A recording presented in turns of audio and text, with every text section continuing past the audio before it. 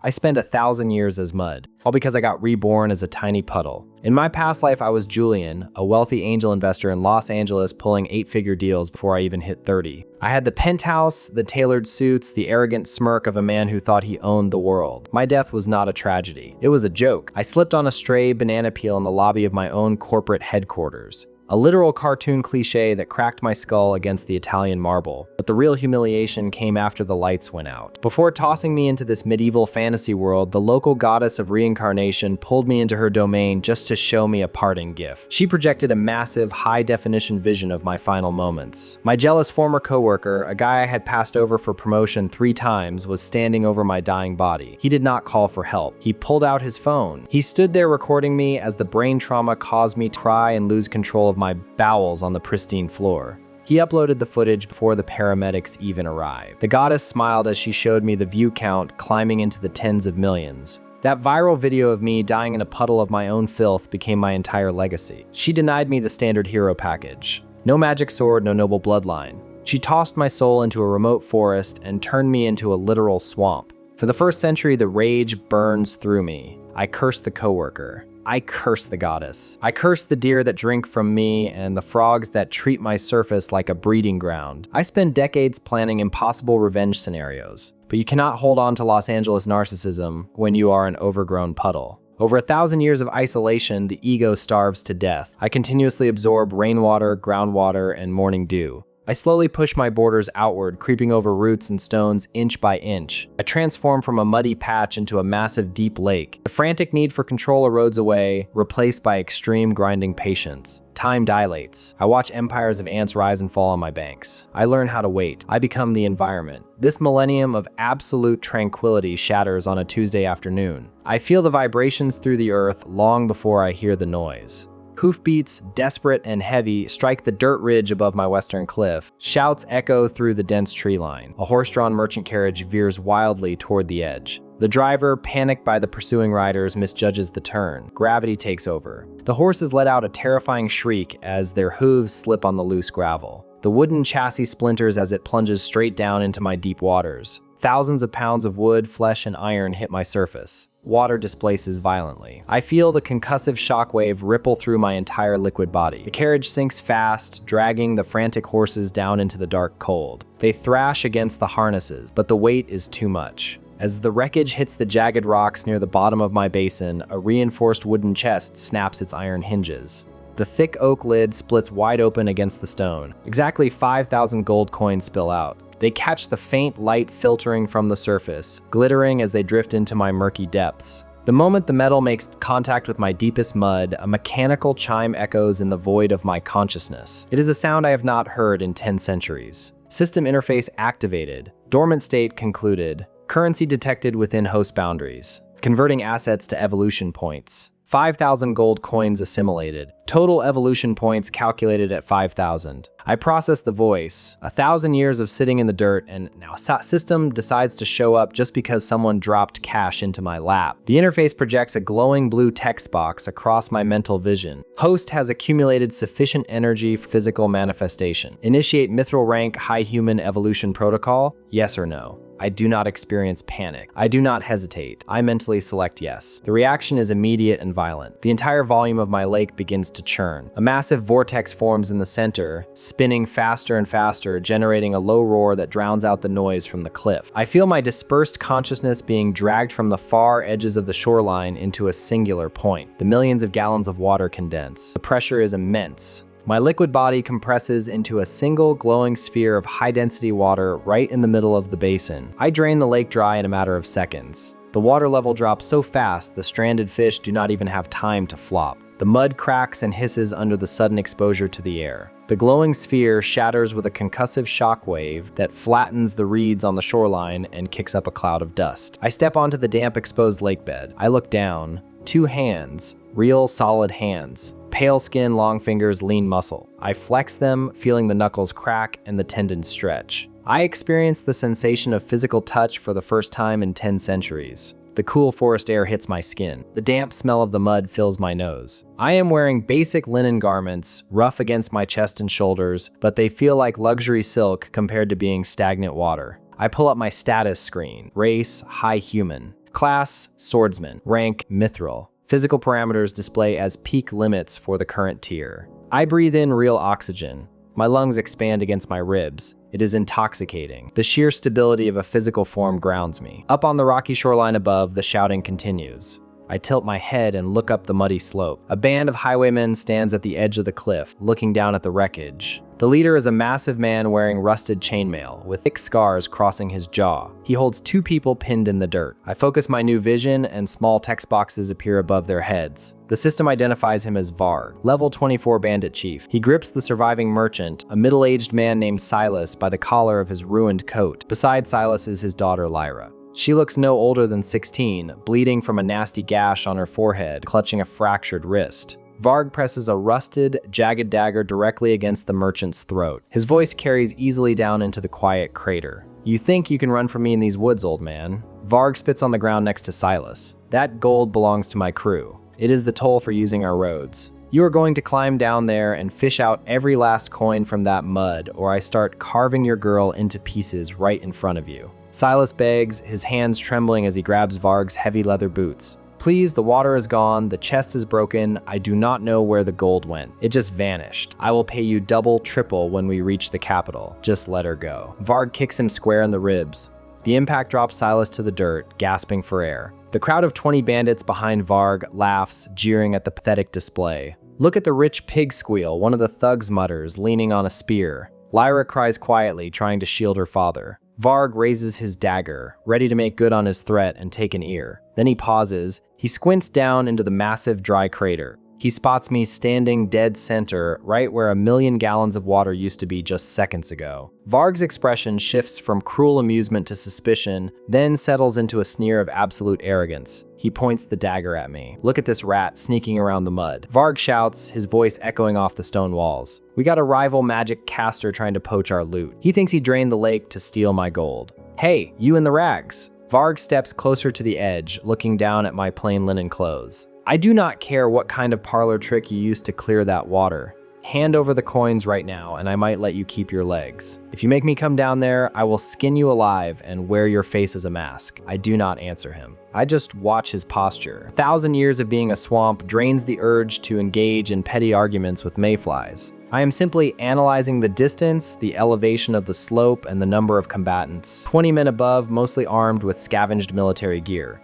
Varg grows irritated by my silence. He thinks it is fear. "Kill the thief and bring me my chest," Varg barks, waving his free hand. 3 armored bandits break from the pack and charge down the steep incline. They wear mismatched leather armor and carry rusted, chipped weapons. They think I am a squishy mage who just blew all his mana on a massive water displacement spell and has nothing left. The lead bandit, a heavy-set man missing half his teeth, reaches the flat basin first. His boots sink slightly into the soft earth. He raises a jagged broadsword over his head, swinging in a wide, clumsy arc aimed right at my neck. "Die, you little rat." He puts his entire body weight into the swing, expecting to cleave me in half. I do not step back. I track the blade's trajectory as it descends. My mithril rank parameters process the physical movement in extreme slow motion. The bandit's form is terrible. He leaves his entire right side exposed. I step inside his guard, sliding my foot through the mud, letting the heavy steel pass harmlessly inches from my shoulder. The bandit stumbles off balance, his momentum carrying him forward.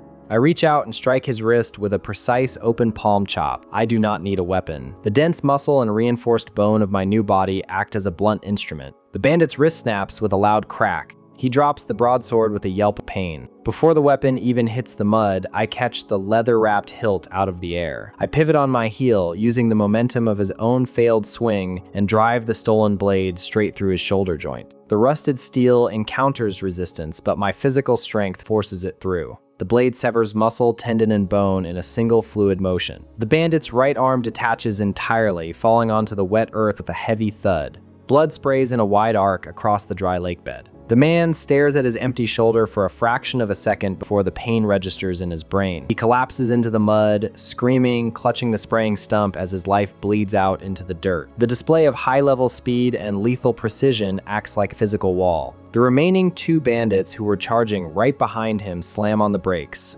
Their boots skid in the mud, throwing up clumps of dirt. They halt their charge in sheer terror, their weapons trembling in their grips. They look at the severed arm, then up at me. The peanut gallery up on the cliff goes dead silent. The jeering and laughter stop instantly. The bandits stare down into the crater, their mouths open. "What just happened?" one of the highwaymen whispers, taking a step back from the edge. "He did not even cast a spell," another mutters, his voice cracking with panic. "He just moved." Varg's eyes widen as he observes the dismemberment of his lieutenant.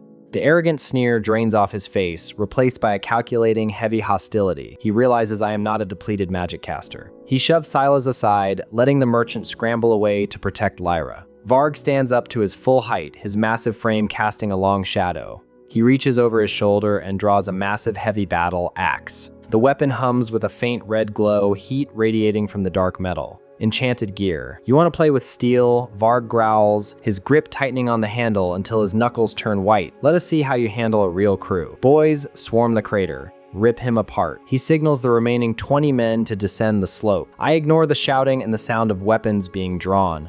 I stand over the bleeding bandit in the mud. I grip the bloodied broadsword in my right hand and give it a few test swings. I check the balance of the blade, feeling the weight of the metal cut through the air, preparing my new physical limits for combat. The rusted metal sings a dull note as I adjust my grip. 20 men pour down the steep incline of the dried lake basin, kicking up clods of damp earth as they charge. They are screaming, a chaotic mess of overlapping threats and battle cries meant to intimidate a stranded merchant. But to a mind that spent 10 centuries listening to the slow grinding of tectonic plates, they sound like annoying insects. I watch their descent. My mithril rank perception breaks their movements down into a series of predictable, sluggish frames. A man in mismatched boiled leather reaches me first, thrusting an iron-tipped spear aimed for my chest. His form is pathetic. He commits his entire upper body weight into the lunge, leaving his footing completely off balance. I do not step back. I simply tilt my torso an inch to the left. The spearhead passes harmlessly through the empty air beside my ribs.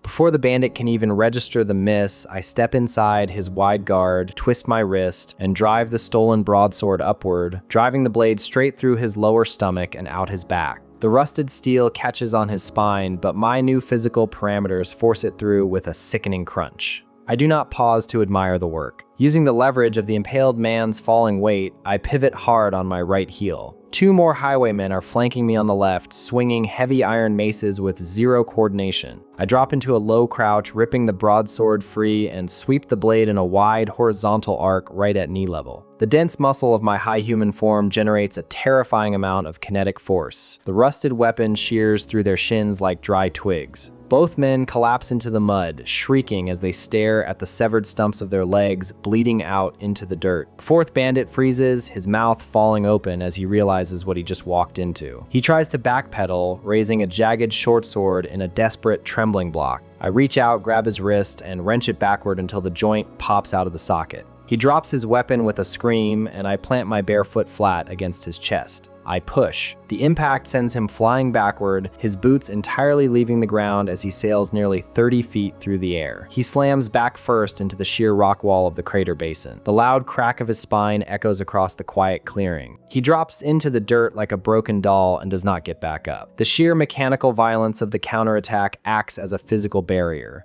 The remaining 16 bandits skid to a halt in the mud, staring at the 4 bodies I just created in less than 5 seconds. The screaming of the legless men fills the silence. Up on the cliff, Varg finally understands he is not dealing with a fragile magic caster. He recognizes the raw, overwhelming gap in our combat statistics. The bandit chief aborts his plan to join the charge. He lunges sideways, grabbing Lyra by the hair and dragging her upright. She lets out a pained gasp, clutching her fractured wrist as Varg yanks her head back. He presses the glowing red blade of his enchanted heavy axe hard against the pale skin of her throat. "Stop right there," Varg roars, his voice cracking with a mix of fury and genuine panic. He orders his remaining subordinates to fall back. The men scramble up the muddy slope, desperate to put distance between us. Varg glares down at me, his chest heaving under his rusted chainmail. "You drop the sword right now, you freak," he spits, shifting his grip on Lyra. "I do not care what kind of monster you are. You take one more step and I take her head off. You hear me? Drop it or the girl dies."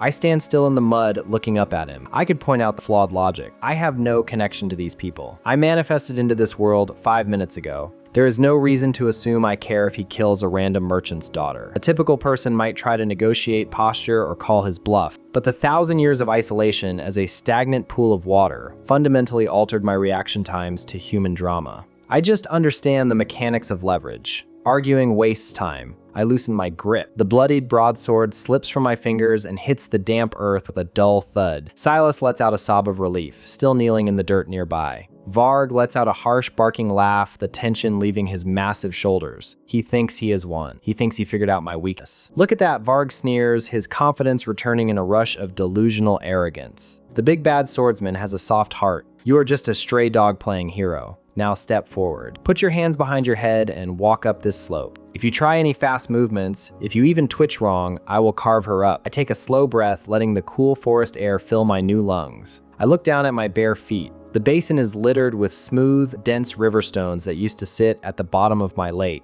I slide my right foot back, catching the edge of a heavy fist-sized rock with my big toe. I do not say a word. I just swing my leg forward, transferring all the mithril rank kinetic energy from my hip down through my knee and into the strike. The rock launches from the mud like a siege projectile. The air literally cracks from the velocity. Varg does not even have time to blink. The dense stone crosses the 50 feet of elevation in a fraction of a second and connects squarely with his right kneecap. The impact sounds like a tree branch snapping under extreme tension. Varg's heavy armor does nothing to stop the blunt force. His knee joint completely implodes, bone fragments tearing through the rusted chainmail. The bandit chief lets out an unearthly howl, his grip loosening as his leg buckles beneath him. He collapses into the dirt, dropping the heavy enchanted axe as his hands fly to his ruined leg. Lyra scrambles away, gasping for air as she crawls toward her father. Before Varg even hits the ground, I am already moving. I cross the muddy basin in a single explosive bound, my feet barely touching the incline as I launch myself up the cliff face. Varg looks up, his face twisted in agony, just in time to see me crest the edge. The enchanted, heavy axe is still falling through the air from where he dropped it.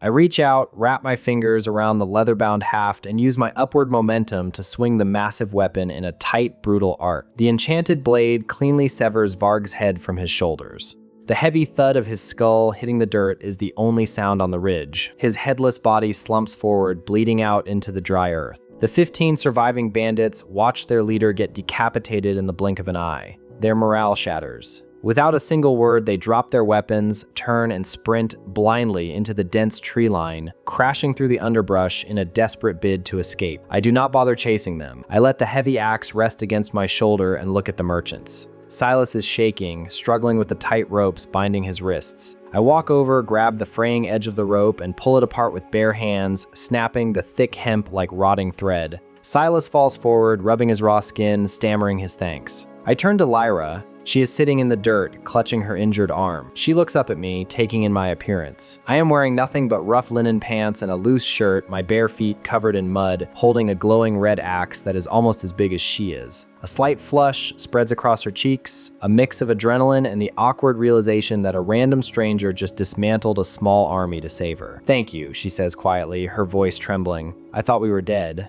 I nod, looking out over the empty crater where my lake used to be. It feels strange to communicate using vocal cords again. "Who was the guy with the bad knee?" I ask, my voice sounding a bit hoarse from a lack of use. Silas scrambles to his feet, dusting off his ruined coat. "Highwaymen, mostly scavengers who prey on the trade routes. I am Silas, a senior supplier for the Oswald Trade Syndicate. This is my daughter, Lyra. You have our eternal gratitude, sir. We would be feeding the crows right now if not for your intervention." He looks down into the dry basin, his face dropping as he realizes the reality of his situation. "The gold," he mutters, rubbing his face. 5,000 coins just gone. Sank straight into the mud. I keep my expression neutral, knowing full well my system ate his cash to build this body. Silas lets out a heavy sigh, explaining the gravity of the loss. That money did not belong to the syndicate. It was a private loan from Kalen. He is a debt broker operating out of Morvin. He expects full repayment by tonight, or he starts claiming assets, usually the living kind. I process the information. A local debt broker means a local economy, which means I need a way to integrate. I have a mithril rank body, but I do not own a single copper coin, a pair of shoes, or any identification. In this world, an unregistered vagrant with high combat stats is just an unexploded bomb to the local authorities.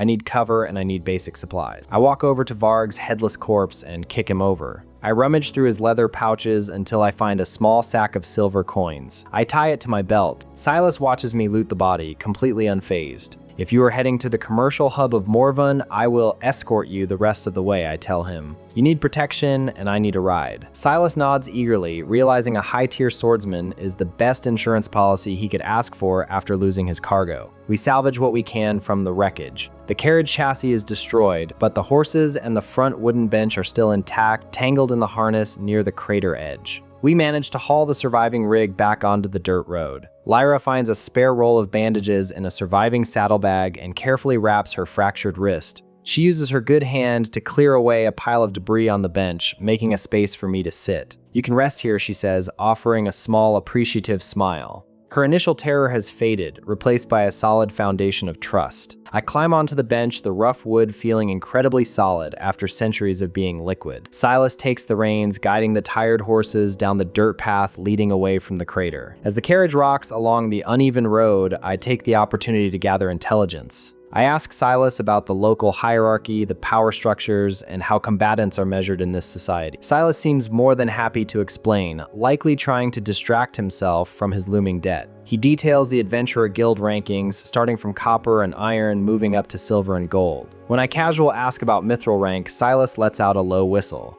Mithril is elite territory, he says, glancing at me sideways, clearly trying to gauge my actual level. You are talking about military commanders, high-tier guild masters, or nobles with heavy magical bloodlines. But the problem is, anyone walking around with that kind of power has to be formally registered with the crown. If you do not have the proper guild tags or noble insignia, the city guards treat you as an illegal mercenary. An unregistered combatant is bad news for business. I nod slowly, watching the trees pass by. My system gave me the physical stats, but it did not give me a fake background. I will have to play this carefully. After 2 hours of travel, the dense forest begins to thin, giving way to cleared farmland and scattered stone watchtowers. In the distance, the fortified walls of Morvin rise against the evening sky. Massive iron gates secure the main entrance, manned by a heavily armed toll garrison. Men in polished steel breastplates and carrying halberds stand at attention, checking wagons and collecting entry fees. Silas pulls the horses to a halt at the back of a short line of merchant carts. When it is our turn, he guides the rig forward to the checkpoint.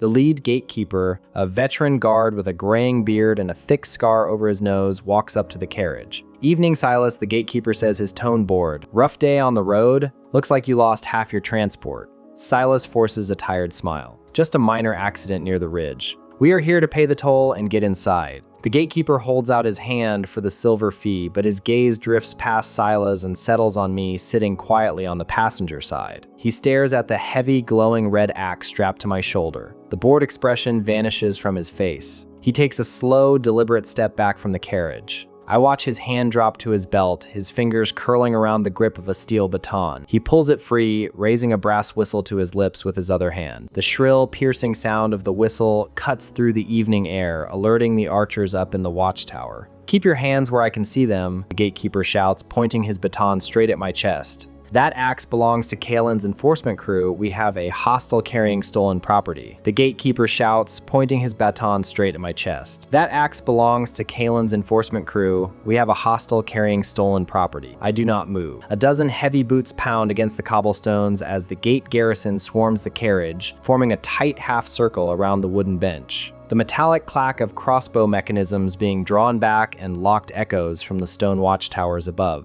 Scanning the firing angles, I note 6 archers leaning over the battlements, their weapons aimed directly down at the wagon. Another 12 armored infantry stand just paces away with their halberds lowered. If I were an impulsive brawler, I could clear the infantry in under 3 seconds, but the crossbow bolts would likely catch Silas and Lyra in the crossfire. They are soft targets, and my mithril rank speed cannot stop a dozen projectiles fired simultaneously from different elevations. A millennium spent resting as a stagnant body of water taught me that rushing a current only creates messy erosion. Sometimes you just let the water flow around the rock. I reach up and slowly lift the heavy red axe from my shoulder. The gatekeeper flinches, tightening his grip on his brass whistle, but I just loosen my fingers. The weapon slips from my grasp and hits the cobblestones with a solid, heavy thunk. Keeping my hands completely visible, I rest them flat on my knees. "I am unarmed," I say, my voice quiet and measured over the shouting guards. Silas does not waste a single second. The merchant scrambles down from the driver bench, throwing himself between me and the gatekeeper. He digs a brass medallion stamped with a scale and hammer from his coat and holds it up high. Wait, this man is under my protection. I am Silas, senior supplier for the Oswald Trade Syndicate.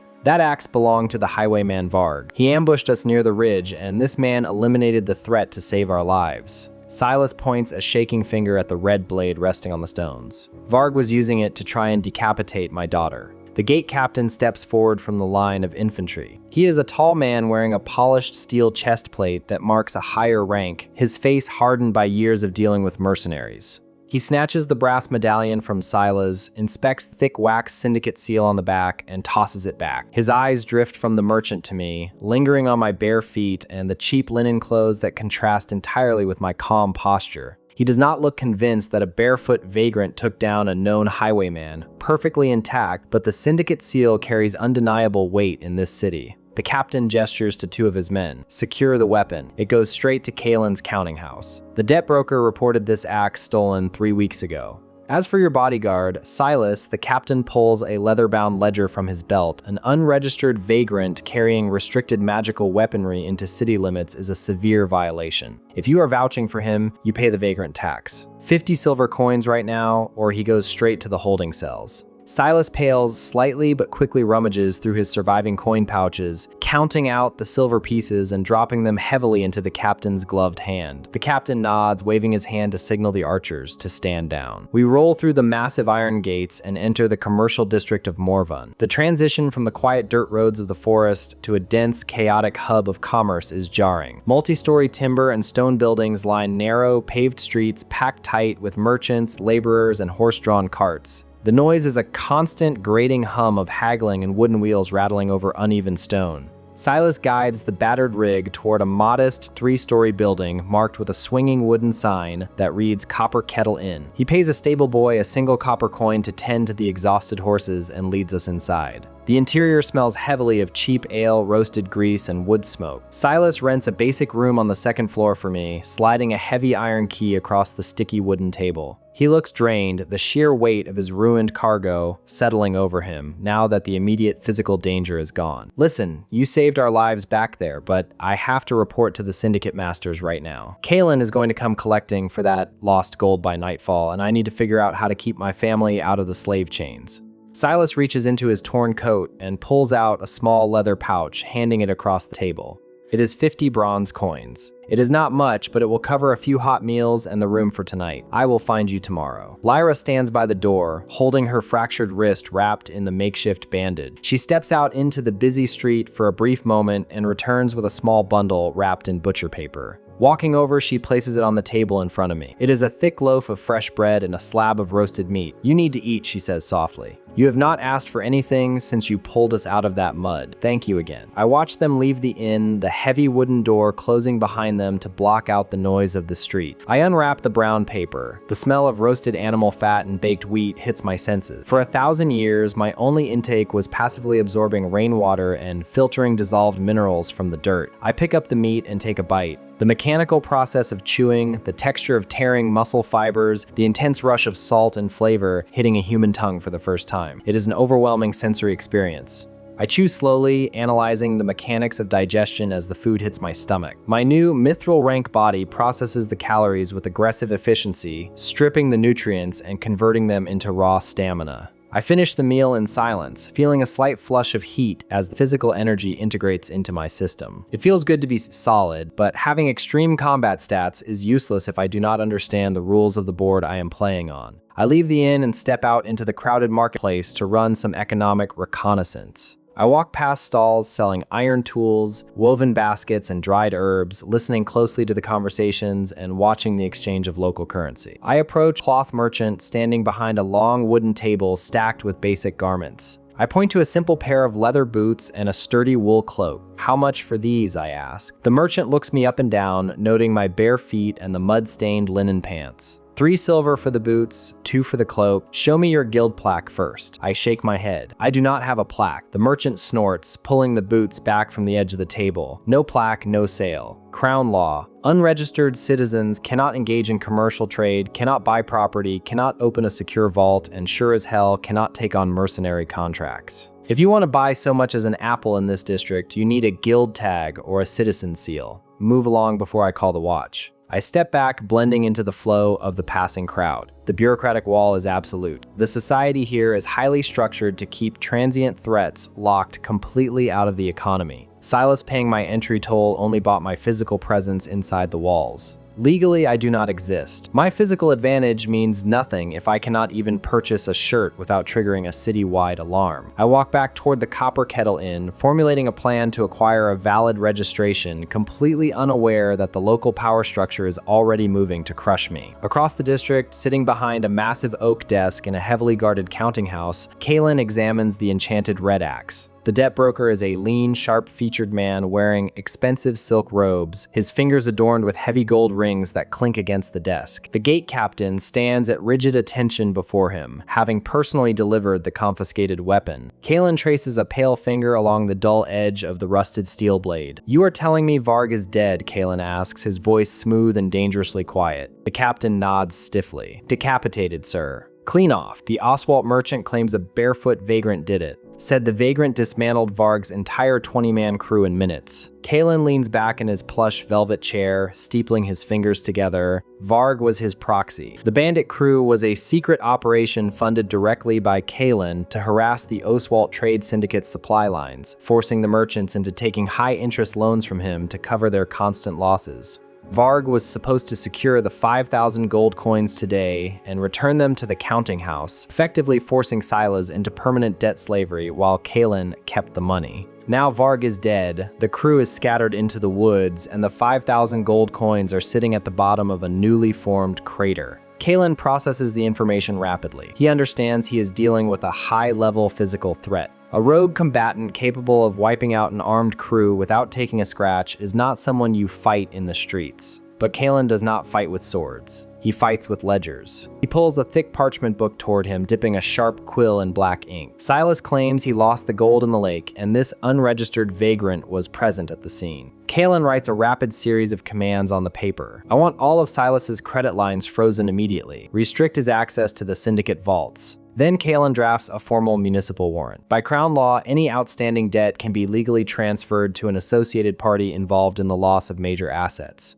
Kalen exploits his financial monopoly, transferring the entire 5,000 gold coin default debt directly onto the physical description of the unregistered vagrant. He drips hot red wax onto the document and presses his heavy brass seal into it. He looks up at the corner of the room, where a massive figure stands draped in a heavy, iron-plated coat. "Taurus," Kalen says, handing the warrant across the desk. "Take a crew to the Copper Kettle Inn. Apprehend the vagrant. Do not engage him in a duel. Use the law. He owes me 5,000 gold. If he cannot pay, put him in the binding chains. He is my property now." I sit on the edge of the narrow bed in my rented room. The afternoon sun filters through a small, dusty window, illuminating the dust motes dancing in the air. I hold my right hand out, palm facing the ceiling. My previous existence as a vast body of water left a deep, innate connection to moisture. I focus on the ambient humidity in the small room. The air grows cold around my fingers. Tiny droplets of water pull from the atmosphere, gathering in the empty space just above my palm. Within seconds, a dense, smooth ball of water hovers over my skin. It is heavily compressed, the pressure inside the sphere so high that the water takes on a dark, glassy sheen. It humors me to realize I still have this much control over my old domain even while trapped in a human shell.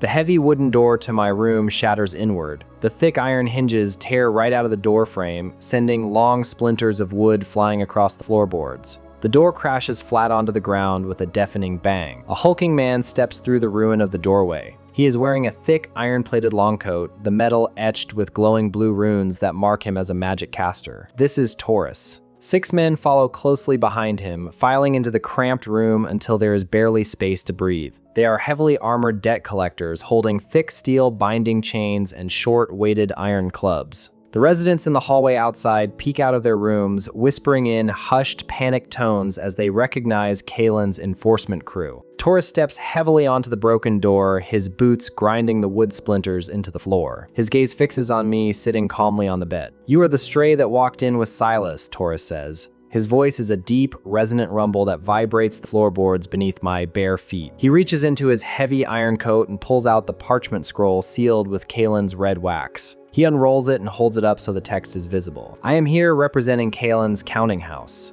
You are currently harboring an unresolved debt of 5,000 gold coins acquired through the destruction of local trade assets. You have two options. You produce the 5,000 gold right now, or you put these chains on and surrender your body into permanent indentured servitude. Taurus drops the heavy scroll onto the floor and rests his massive hand on the hilt of a mace strapped to his hip. Do not think about fighting your way out of this room. You are an unregistered vagrant. If you strike a sanctioned municipal collector, the entire city garrison will hunt you down. You belong to Kylan now. Put the chains on. I look at Taurus listening to his demand. He is arrogant, hiding behind a piece of paper and the threat of the local guard. He assumes the bureaucratic trap is flawless. He thinks he has backed me into a corner where my physical strength is useless against the crushing weight of the law. I do not argue. I do not raise my voice. I just close my fingers. The highly compressed sphere of water hovering above my palm loses its shape and splashes harmlessly onto the wooden floorboards, soaking into the dust. I stand up from the bed, feeling the mithril rank muscle density in my legs support my weight. My eyes trace the glowing blue runes carved into Taurus's iron coat. The magic protects against kinetic impact, but the plates are joined by thick leather straps at the shoulders and under the arms, leaving the joints exposed. The armor is heavy, severely limiting his lateral movement. The 6 men behind him are crowded into a narrow choke point at the doorway, their long binding chains tangling against each other in the confined space. I take a slow breath, mapping out the exact angle required to snap the Ironcaster's collarbone. The chains do not fly with a warning shout. Taurus hurls the heavy iron binding links straight at my chest, the thick steel whipping through the cramped air of the inn-room, aimed to wrap around my torso and pin my arms to my side. But his movements are sluggish, telegraphed entirely by the shifting weight of his iron-plated coat. Leveraging my mithril rank agility, I simply let my knees bend, slipping completely beneath the flying steel just as it smashes into the wall behind me. Before Taurus can retract the chains, I step directly into the tight guard of the 6 debt collectors crowded in the doorway.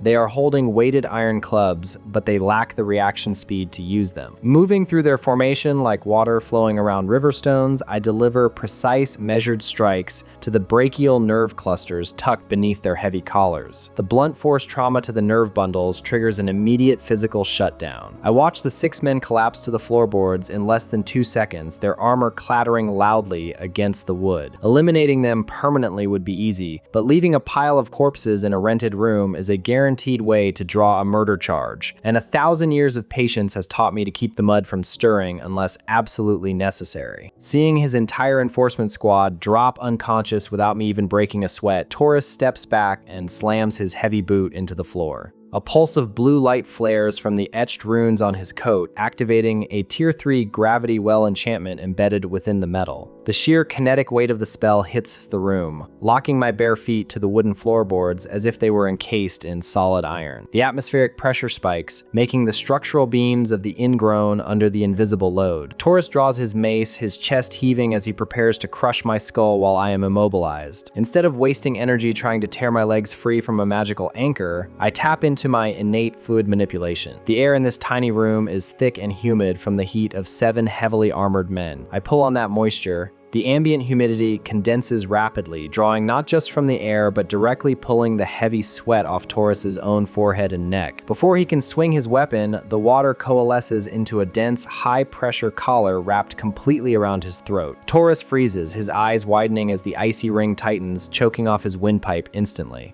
The dense water behaves like solid glass, giving zero ground against his expanding throat muscles. Deprived of oxygen, his grip on the mace loosens. He drops to his knees with a heavy thud, his fingers desperately clawing at his neck, trying to tear away a liquid constraint that slips right through his armored gloves. The blue runes on his coat fade and die as his concentration shatters, canceling the gravity spell and releasing the pressure on my legs. Stepping forward, I reach down and pull the rolled parchment warrant from Taurus's heavy leather belt. He remains on the floor, gagging and turning a deep shade of purple as I casually unroll the document. The text is written in sharp black ink, sealed with municipal wax. I read through the contractual parameters, scanning the fine print Kalen used to trap me. It details an immediate transfer of a 5,000 gold coin debt onto my physical description, but the crucial detail is buried in the final paragraph. Resisting a registered civil collection immediately places a permanent criminal bounty on the target, upgrading their status from a vagrant to an enemy of the crown. The bureaucratic trap is flawless. If I let Taurus suffocate and fight my way out of this district, the entire Morvin guard will put my face on a bounty board. A state fugitive cannot acquire a guild registration plaque, cannot buy land, and cannot operate within the economic system of this world. Without access to an economy, I will never gather the high volumes of currency required for my system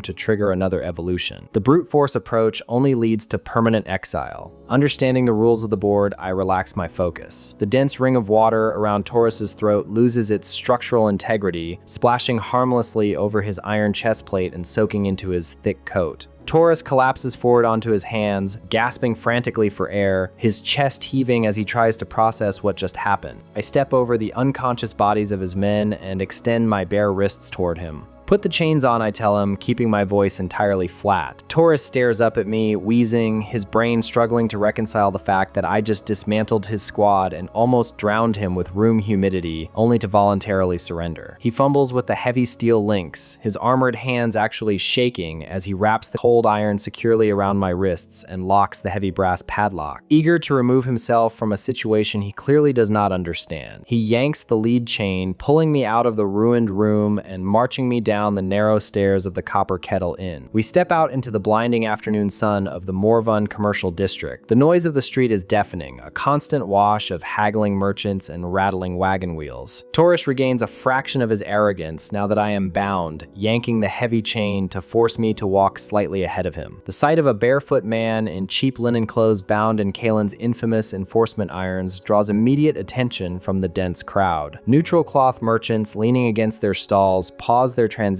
to point. Laborers hauling heavy sacks of grain stop in the mud to laugh, elbowing each other as we pass. "Look at that stray," a butcher calls out, wiping a bloodstained knife on his apron. Thought he could dodge Kalen's ledger. They all end up in the fighting pits eventually. The peanut gallery provides a clear picture of the local hierarchy. Being chained by Kalen signifies absolute social death in this city. They look at me not as a threat, but as another piece of ruined property. I do not lower my head. I do not fight the chain. I simply walk, letting the cold iron bite slightly into my wrists while analyzing the economic layout of the street. Near the edge of the market square, a young woman stands frozen by a bakery counter. It is Lyra. She is holding a fresh loaf of wrapped bread, her eyes wide as she spots me being paraded through the mud in heavy iron links. The moment our eyes meet, a deep look of urgent concern crosses her face. She drops the bread right onto the cobblestones, ignoring the baker shouting after her, and sprints in the opposite direction toward the massive timber warehouse belonging to the Oswalt Trade Syndicate. She is going to alert Silas of the arrest, but I know the merchant has no leverage here. His credit lines are frozen. He is just as trapped as I am. Taurus yanks the chain again, steering me away from the market and toward a fortified compound sitting on a slight incline overlooking the lower district. This is Kalen's counting house. The structure is less of an office and more of a military stronghold built from reinforced stone and thick ironwood timber. We walk through the heavy front gates, passing the first of 3 security checkpoints. I keep my eyes moving, quietly mapping the building's defensive layout without turning my head. 4 armored mercenaries stand at the gate, holding heavy repeating crossbows, their firing angles covering the entire street approach. We move into a wide interior courtyard where another 8 guards patrol the perimeter, leading into the main foyer where 8 more heavily armed enforcers stand near the primary stairwell. 20 mercenaries in total just to secure the lower levels. It is an impressive display of paranoia for a debt broker, telling me Kalen values physical security almost as much as his ledgers. Taurus marches me up 3 flights of stone stairs, finally pushing through a set of heavy mahogany double doors into the top floor office. The room is vast, lined with towering bookshelves filled with countless leather-bound ledgers documenting every ruined life in Morvin. Sitting behind a wide oak desk is Kalen, wearing pristine silk robes and resting his ring-covered fingers on a stack of parchment. 4 elite magic casters stand positioned in the corners of the room, wearing dark robes that hum with latent defensive enchantments. Kalen looks up from his desk, his eyes scanning my barefoot stance and cheap clothes. A slow, arrogant smile spreads across his sharp face. He takes a long sheet of parchment, thick with dense legal text, and slides it across the polished wood toward the edge of the desk. "So this is the vagrant who thought he could interfere with my collections," Kalen says, leaning back in his velvet chair. "You cost me a very capable crew today. 5,000 gold coins at the bottom of a lake. A debt is a living thing, vagrant. It does not wash away just because you killed the men sent to collect it. Kalen gestures to the document sitting on his desk. This is a lifelong indentured servitude contract. You are a physical specimen, I will give you that. Your debt stands at 5,000 gold plus interest. You are going to spend the rest of your natural life fighting in the underground arena to pay it off. Every coin you earn in blood goes directly into my vaults. Now, Kalen pulls a small silver dagger from his drawer and tosses it onto the contract. I require a blood signature to finalize the binding. Cut your thumb and press it to the wax. I do not look at the dagger.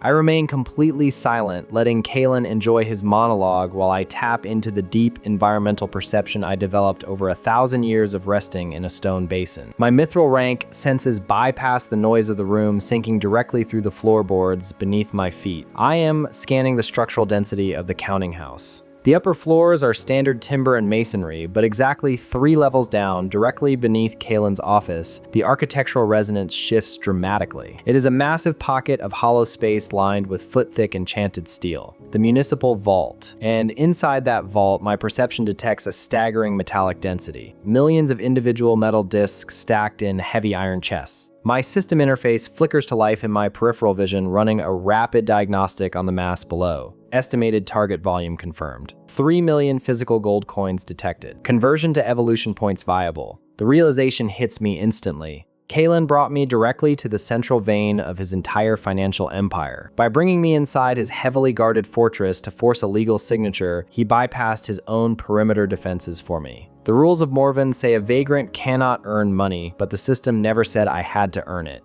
I just have to absorb it. You are testing my patience, Stray Kalen says, his voice losing its smooth amusement and dropping into a cold threat. You think standing there in silence changes the ledger. You have 0 leverage. No guild plaque, no citizenship, no rights. You sign the paper, or I have my casters peel the skin from your back until you do. Kalen is entirely convinced he holds absolute power in this room, relying on his legal traps and hired muscle to enforce his will. He does not realize that underneath his feet, a barefoot vagrant is already pulling apart the very foundation of his wealth. I issue a silent command to the system interface. Initiate mass currency absorption. Designate target, lower vault. The system acknowledges the command, a faint blue glow briefly illuminating my retinas. Force him down, Kalen shouts, slamming his hand flat against the oak desk. Break his knees and get his blood on that parchment. The 4 elite casters step forward from the corners of the room, raising their staffs as offensive runes begin to flare in the air. But I do not move to defend myself. Beneath my boots, I am already channeling massive hydraulic pressure drawn from the deep groundwater far below the city, driving it violently upward through the structural stone columns of the building, aiming the crushing liquid force directly at the floor joints to completely shatter the enchanted ceiling of the vault beneath us.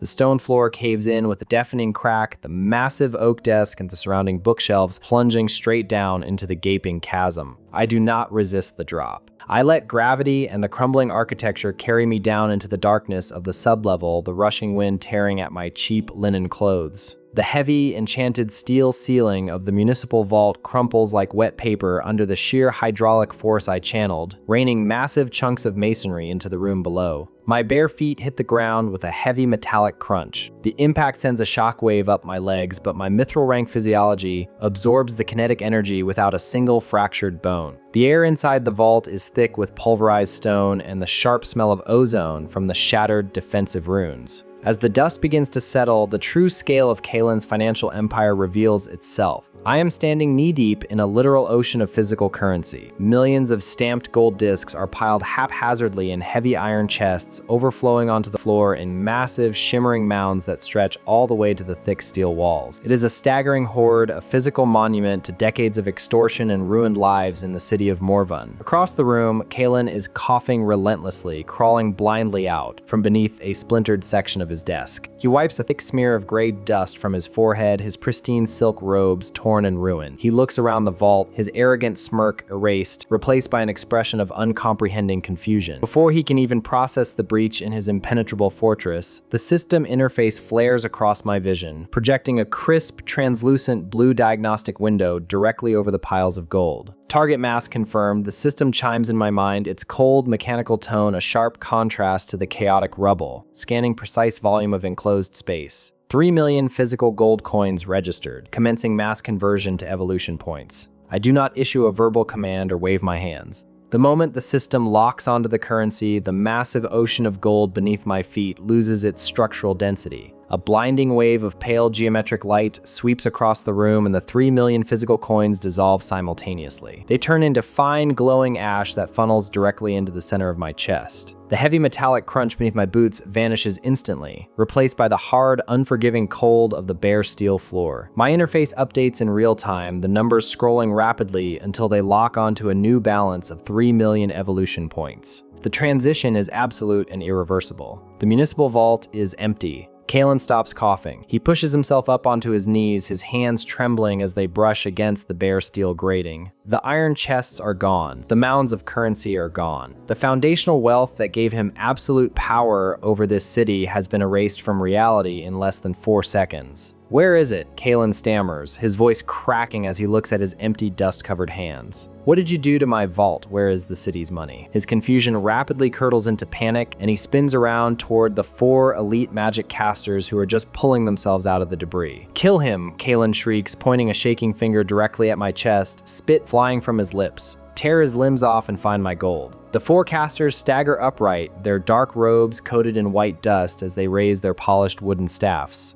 The latent defensive enchantments woven into their clothes flare to life, shifting from a dull ambient hum to an aggressive, high-pitched whine that vibrates in my teeth. I watch them begin to channel raw mana, their lips moving in rapid, synchronized incantations, but I am already pulling up my system interface. With 3 million points at my disposal, the scarcity that restricted me to cheap linen and a rented-in room no longer applies. I navigate the expansive upgrade tree using mere thoughts, scrolling past the lower-tier physical enhancements and focusing directly on magical countermeasures. Purchase Tier 4 Mana Nullification, cost 200,000 points. Purchase High-Capacity Spatial Storage Ring, cost 50,000 points. Purchase Baseline Stamina Recovery Upgrade, cost 10,000 points. The point deductions process instantly on the screen. A heavy silver ring materializes out of thin air and locks around my right index finger, the metal cool and perfectly fitted. Simultaneously, a deep, resonant hum vibrates through my skeletal structure as the stamina upgrade integrates into my physiology, optimizing my muscle fibers for sustained, high-intensity exertion.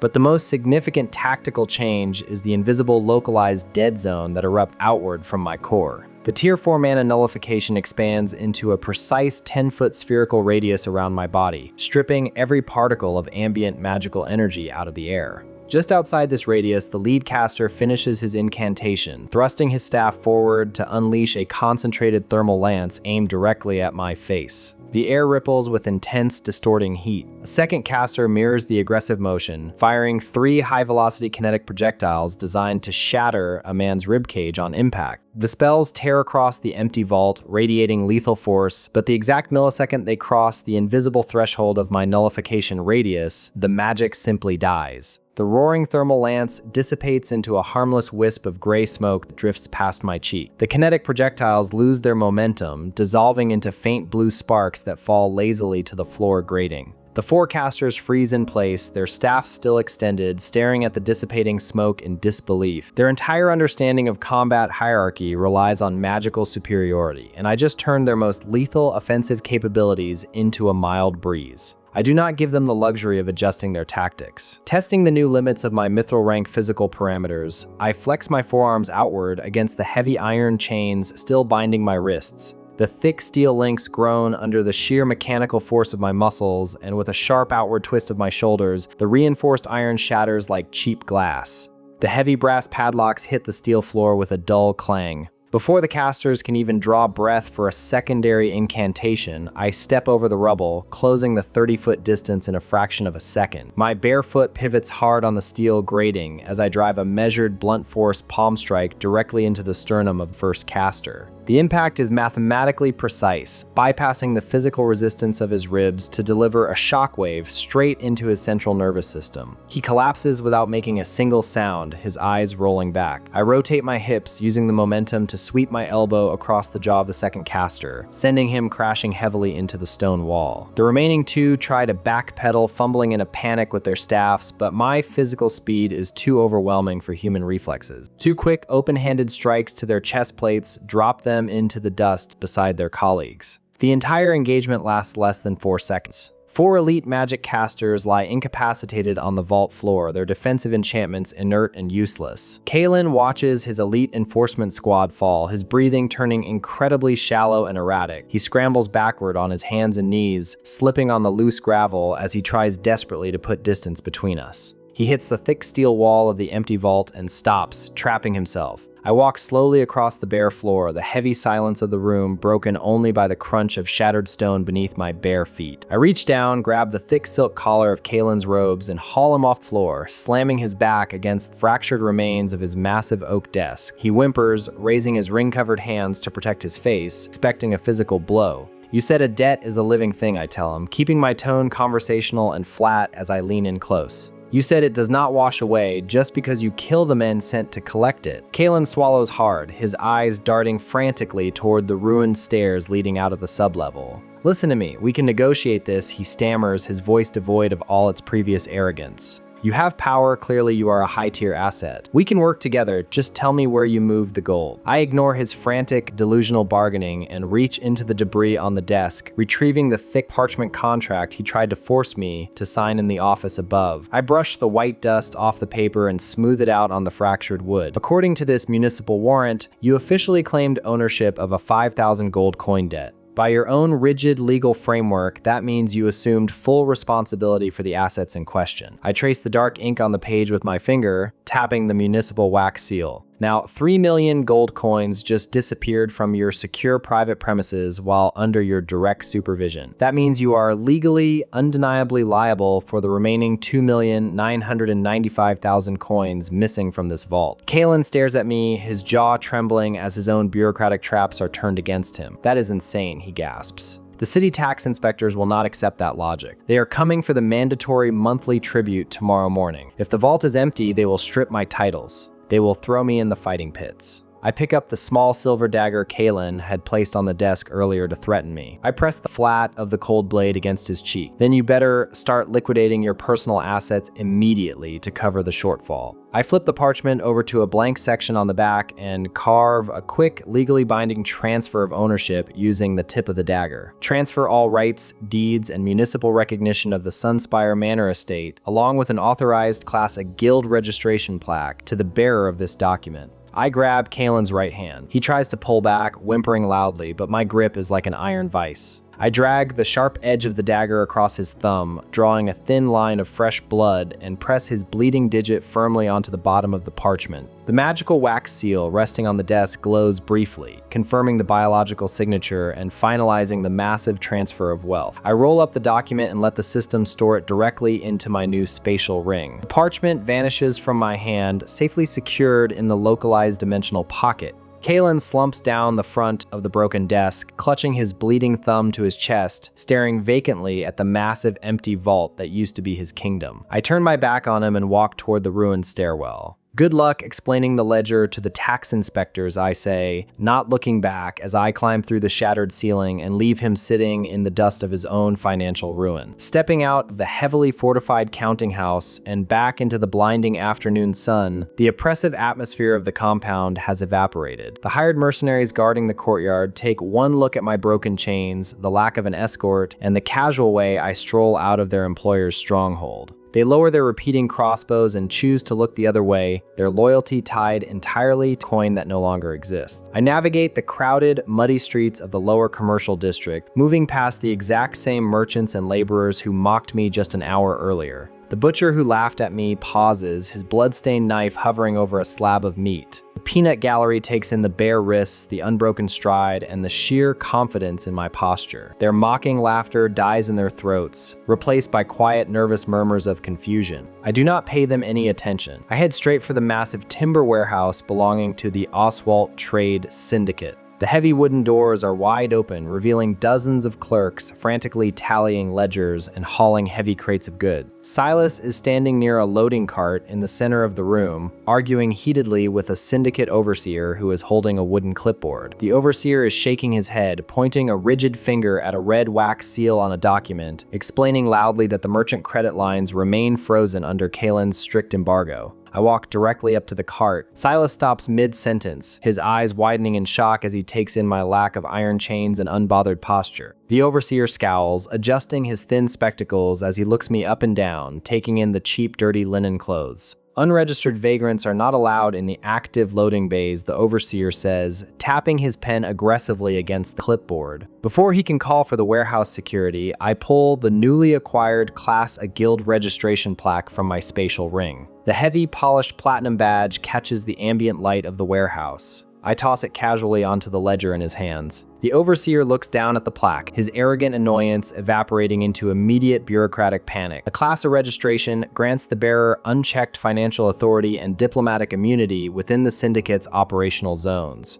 The embargo is officially lifted, I tell him, keeping my voice flat. Unfreeze Silas's merchant accounts immediately. The overseer clears his throat, his hands actually shaking as he fumbles with his pen to cross out the red seal on his document. Right away, sir. My deepest apologies for the delay. Just behind the cart, Lyra drops a thick stack of inventory sheets onto the floor. She practically sprints across the wooden floorboards, ignoring the busy clerks, and wraps her hands around my right arm. She inspects my wrists, seeing the faint red marks left by the heavy iron, her face a complicated mix of deep relief and lingering anxiety. "How did you get the chains off?" she asks, her voice low enough that the overseer cannot hear. "What happened to Kaelin and the debt?" I look down at her, meeting her deeply concerned gaze, and offer no verbal explanation. I just give her a brief, reassuring nod, letting the heavy silence answer for me. She understands that some ledgers are better left unread, tightening her warm grip on my arm as Silas lets out a massive, shaky breath, wiping the cold sweat from his forehead. With the credit lines officially restored, we leave the loud warehouse and walk up the paved incline toward the heavy iron gates separating the lower market from the restricted Platinum District. The armored gate guards take one look at the Platinum plaque resting in my palm and immediately step aside, bowing slightly as they open the path to the high-end commercial sector. Using Kaelin's extorted credit medallion, I lead Silas and Lyra directly into a premium municipal tailor shop. The merchant inside takes one look at my muddy clothes and tries to usher me out until I drop the heavy credit medallion onto his pristine glass counter. Within 20 minutes, I am stripped of the restrictive linen rags and outfitted in crisp, dark silk trousers, a tailored charcoal tunic woven with minor temperature-regulating enchantments, and custom-fit leather boots that finally replace my bare feet. The fabric rests perfectly against my optimized physical frame, a massive improvement that signals my re-entry into society. Leaving the tailor, we secure a private dining room on the upper balcony of the Apex Pavilion, the most exclusive restaurant in the entire district. The dining table is made of polished mahogany, overlooking the bustling lantern-lit city below. Servants bring out massive silver platters of roasted wild boar, glazed root vegetables, and thick cuts of heavily spiced meat.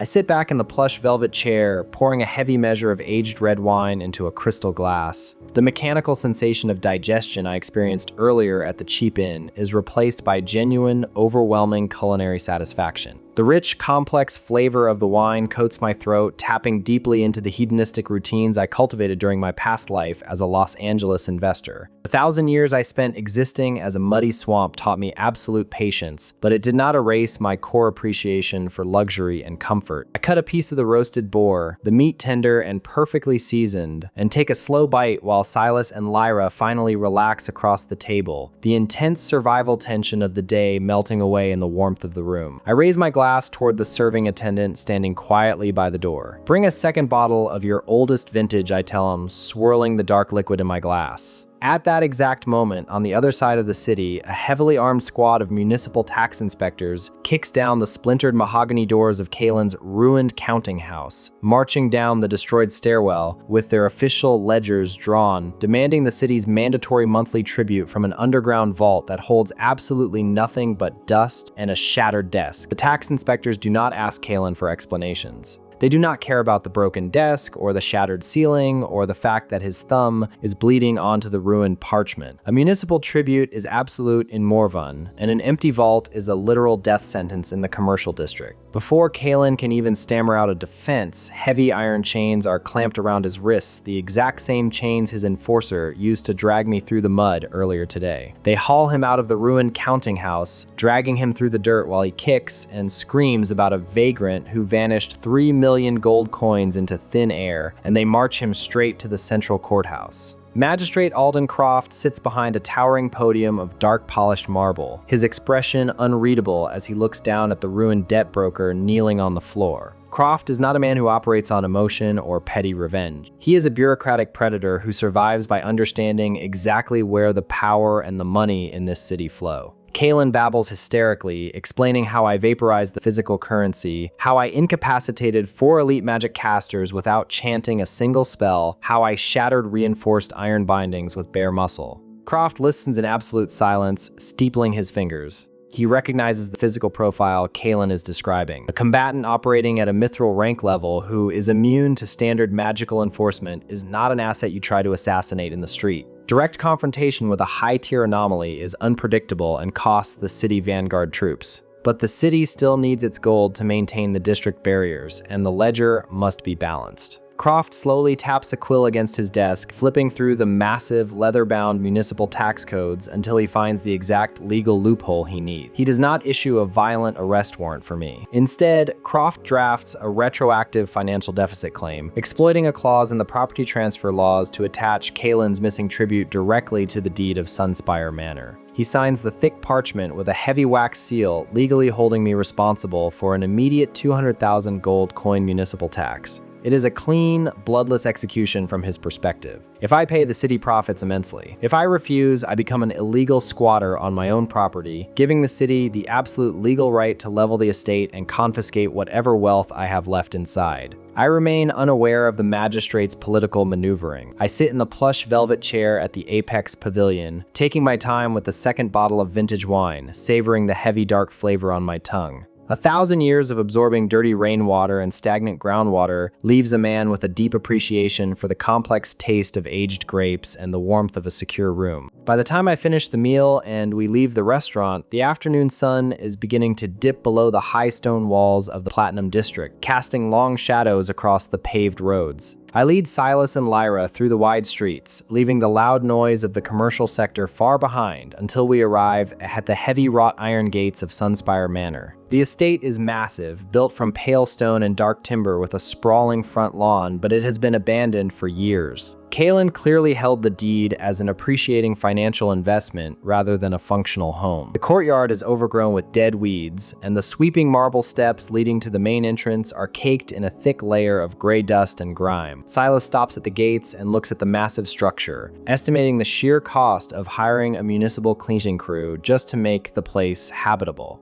He starts calculating the daily wages of local laborers aloud, but I walk past him and stop in the center of the overgrown courtyard. I do not need to hire a cleaning crew. I close my eyes and reach out with my environmental perception, sinking my awareness past the dead weeds and the dry topsoil, pushing deep into the bedrock until I find the natural underground aquifer rushing beneath the estate. A swamp understands water not just as moisture, but as raw pressure and heavy mass. I draw the dense groundwater up through the stone. The ground rumbles under my boots, the vibration traveling up my legs, and then a pressurized wave of crystal clear water erupts from the dry courtyard fountain, tearing through the air like a localized storm. I guide the hydro-cleansing wave across the estate with sharp, sweeping motions of my hand. The high-pressure water strips decades of grime from the masonry in seconds, blasts the dead weeds out of the cobblestones, and washes the thick dust off the marble steps, leaving the pale stone gleaming and immaculate in the fading light. The runoff flows precisely into the perimeter drainage grates, leaving the massive courtyard looking like it was built yesterday. Lyra stands near the iron gates, her eyes wide as she looks at the restored manor and the clean cobblestones. She has spent her entire life working as a low-level clerk in the trade syndicate, drowning in ledgers and shipping paperwork, watching powerful merchants fight over scraps of copper and silver. Now she is looking at a man who can manipulate the environment with the casual ease of someone sweeping a floor. She walks up the clean marble steps, her posture shifting from nervous anxiety to quiet resolve. She stops a few feet away and looks at me, her voice steady. "I am officially resigning from my clerical position at the syndicate," she says, looking down at the heavy ledger in her hands. "I want to offer my services as your permanent estate manager." She knows I do not understand the intricate bureaucratic politics of Morvin, and she knows I need someone to handle the day-to-day logistics, tax filings, and maintenance of a property this scale. I do not hesitate. I accept her offer and hand her the master ledger for the estate. With the staffing issue resolved, I access my system interface to handle the interior of the empty building. I currently have over 2,900,000 evolution points sitting untouched in my balance. I bring up the architectural and lifestyle modules, scrolling past the basic survival necessities and focusing entirely on high-end physical comfort. Purchase premium teakwood furniture set for the master and guest wings cost 20,000 points. Purchase imported silk bedding, woven carpets, and kitchen supplies cost 10,000 points. Purchase reinforced steel perimeter barricades and heavy locking mechanisms for the main gates cost 40,000 points. The 70,000 points deduct instantly from my screen. Inside the empty manor, heavy wooden furniture materializes out of thin air, settling onto the floors with solid thuds. Thick carpets roll out across the cold stone, and the rusty iron gates outside are replaced by thick, impenetrable steel barricades that lock into the surrounding stone walls. Silas shakes his head in disbelief, looking at the towering steel barriers, but he knows better than to ask questions about how a vagrant materializes fortresses. His credit lines are restored, his daughter is safe and employed, and his cargo routes are waiting. He bids us a respectful farewell, bowing slightly before heading back down the paved incline to the commercial district to resume his merchant operations. With Silas gone, Lyra immediately gets to work, moving through the grand foyer to organize the newly materialized kitchen and take inventory of the massive dining hall. I leave her to map out the logistics and head up the wide curving staircase to the master suite. The bathroom is vast, built with a deep sunken marble tub overlooking the city. I run a hot bath, stripping off my tailored charcoal tunic and silk trousers, and sink into the steaming water. I lean my head back against the smooth stone, closing my eyes and letting the intense heat soak into my mithril rank muscle fibers. For a millennium, my only physical sensation was the freezing sting of winter rain on mud and the dull ache of cold groundwater settling into dirt. Being a swamp strips away your humanity, reducing your existence to a stagnant, waiting endurance where decades blur together into a single muddy puddle. Feeling the heavy warmth of the water, the soft texture of a cotton towel resting on the ledge, the simple act of breathing hot steam into real lungs, it grounds me. I let myself sink into the quiet luxury of it all, washing away the last lingering psychological remnants of the swamp and embracing the tactile reality of a physical body. But peace in a city built on extortion is always temporary. Hours later, the quiet of the evening estate is shattered by a deafening metallic boom. The entire stone manor vibrates. I open my eyes, the water in the bath rippling from the sheer kinetic force of the impact outside. Another heavy boom echoes through the stone walls, followed by the high-pitched screech of metal groaning under extreme stress. Someone is hitting the reinforced steel gates of Sunspire Manor with a kinetic battering ram. I step out of the bath, the water sheeting off my skin, and pull my tailored dark silk garments back on. I walk out of the master suite and head down the stairs. Lyra is standing in the grand foyer holding a porcelain tea tray, her face pale and her breathing shallow. Through the thick glass of the front windows, I can see the street outside is flooded with torches and heavily armored troops. A detachment of 50 Morvin city vanguards, wearing thick-plated steel and carrying heavy halberds, has surrounded the perimeter of the estate, their boots planted firmly on the cobblestones. Standing at the front of the vanguard formation is Commander Rylan, a massive man draped in a heavy crimson cloak over his armor, holding a glowing amplification crystal to his mouth. His voice booms across the wealthy neighborhood, echoing off the surrounding mansions, announcing to everyone within a mile that Sunspire Manor is officially seized by the city of Morvin for unpaid municipal tributes. He holds up a legally binding foreclosure writ, the heavy wax seal of Magistrate Croft clearly visible in the torchlight, even from a distance. Ryland does not bother asking to come inside to negotiate or verify the debt. He operates under the assumption of absolute municipal authority and overwhelming force. He gestures to 4 men standing directly behind him. These are not standard city troops. They are heavy siege mages, their arms wrapped in thick iron chains used to ground the massive amounts of destructive mana they channel.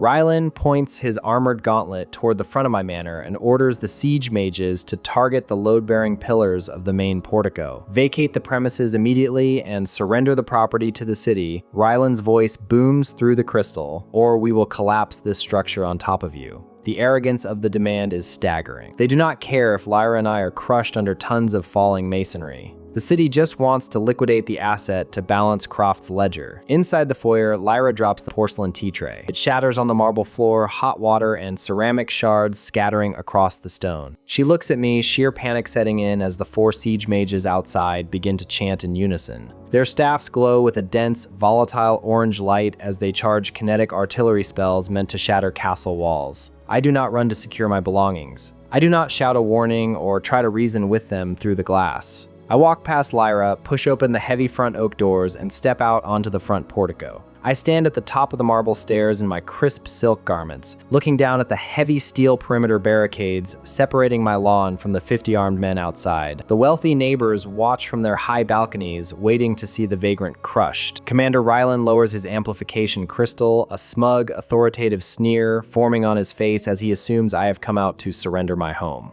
I remain silent, looking at the dense formation of vanguard troops packed tightly together on the cobblestone street, while mentally calculating the exact amount of localized hydraulic pressure required to crush 50 suits of heavy plate armor at the exact same second. The math is remarkably simple. Plate armor offers excellent defense against slashing weapons and kinetic blunt force, but it is effectively a rigid metal coffin when introduced to sustained omnidirectional compression. If I pull the groundwater reserves up through the street and wrap the formation in a high-density liquid sphere, I can crush all 50 men into compacted cubes of flesh and steel in under 3 seconds. The temptation to wipe the street clean is strong, but as the vibration of the subterranean water begins to hum against the soles of my boots, I force myself to run the long-term variables. Killing a corrupt debt broker's hired thugs inside a private vault is one thing. Publicly massacring a fully commissioned municipal vanguard battalion on the main street of the Platinum District is an entirely different category of consequence. It would trigger an immediate automated revocation of my class A guild registration. Magistrate Croft would then have the legal justification to petition the capital, placing a kingdom-wide bounty on my head. I would lose all access to the structured economy, forced to spend every remaining day swatting away endless waves of state-sponsored assassins and high-tier mercenaries. It is a tactical failure. I need this city's infrastructure to build my base of power. I let the pressure in the bedrock subside, releasing the groundwater back into the dark earth. The 4 siege mages finish their synchronized chants, the dense orange light in their amplification crystals reaching a blinding, volatile intensity as they lock their staffs onto my load-bearing pillars. 1,000 years as a stagnant swamp teaches you that water is not just a visible force. It is insidious. It exists in the air, in the breath, and trapped deep inside the microscopic porous flaws of raw, unrefined gemstones. I do not need a massive tidal wave to break their siege. I bypass their physical defenses entirely, focusing my perception directly onto the trace amounts of moisture sealed inside the core of their mana crystals. I isolate the vapor and force it to undergo rapid, violent expansion. The structural integrity of the crystals fails from the inside out. A sharp crack echoes across the portico as all 4 amplification crystals shatter into fine dust at the exact same millisecond. The accumulated kinetic energy, suddenly stripped of its focusing medium, has nowhere to go. It violently disperses into the atmosphere, blowing a concussive shockwave of harmless orange wind that knocks all 4 heavy mages completely flat on their backs, their chains rattling against the stone. Commander Rylan stares at his disarmed specialists in absolute confusion. He has no comprehension of the precision required to shatter a focusing crystal from a distance without chanting a counterspell. But his military arrogance quickly overrides his tactical caution. He refuses to look weak in front of his battalion. Rylan draws his standard-issue broadsword, the heavy steel scraping loudly against his scabbard, and steps forward. Breach the gates, Rylan barks, his voice carrying an edge of desperate authority. Tear the barricades down and drag him out into the street. The 50 vanguards recover from the shockwave, raising their heavy halberds and stepping forward in unison, their iron boots slamming a rhythmic beat against the cobblestone. I do not move from the top of the marble stairs. I pull up my system interface, the blue semi-transparent screen hovering directly in my line of sight, and navigate to the currency exchange module. Croft's foreclosure writ demands exactly 200,000 gold coins. I select the exact equivalent value in high-purity, untraceable platinum bars, spending 200,000 evolution points from my accumulated balance. I set the materialization coordinates directly outside my property line, plotting the drop zone right in the path of the charging troops. 4 dense, reinforced iron chests materialize out of thin air, dropping 10 feet onto the street with a catastrophic crash that shatters the cobblestones and forces the vanguard front line to stumble backward. The heavy iron latches snap open on impact, the thick lids popping back to reveal neat, gleaming stacks of solid platinum bars. The sheer, concentrated wealth catches the flickering light of the vanguard's torches, casting a bright, hypnotic reflection across the armored formation. Rylan stops dead in his tracks, his broadsword slowly lowering as his brain struggles to process the physical reality of the fortune sitting in the dirt. The massive impact draws out the neighboring estates. Wealthy merchant lords, high-ranking guild officials, and Platinum District aristocrats step out onto their sprawling balconies and gather near their wrought iron perimeter fences, forming a massive crowd of neutral, highly influential witnesses. They whisper among themselves, pointing down at the vagrant who just dropped a king's ransom onto the street. "Look at the purity of those bars," one merchant mutters to his associate. "He didn't even flinch. Who keeps that kind of capital on hand?" The dynamic of the confrontation shifts instantly. Morvin civil law is incredibly rigid regarding municipal debt, and Rylan is operating strictly under a financial foreclosure writ, not a criminal arrest warrant. I walk slowly down the marble stairs, stopping just behind the cold steel of my barricade, and look directly at the commander. "There is your municipal tax," I tell him, keeping my voice even and conversational, ensuring it carries over the murmuring crowd. 200,000 gold coins worth of raw, untraceable platinum. You have your tribute. The debt is settled. Now get off my street.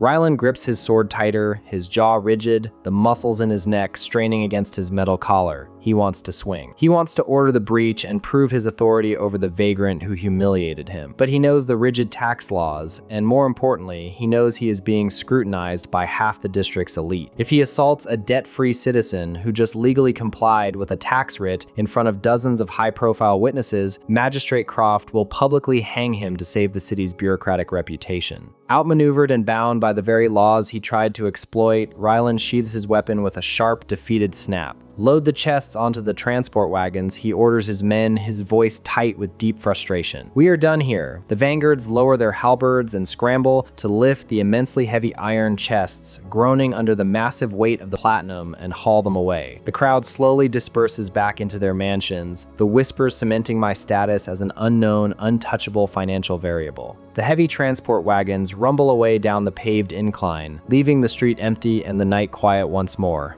Lyra steps out onto the portico holding her thick leather master ledger.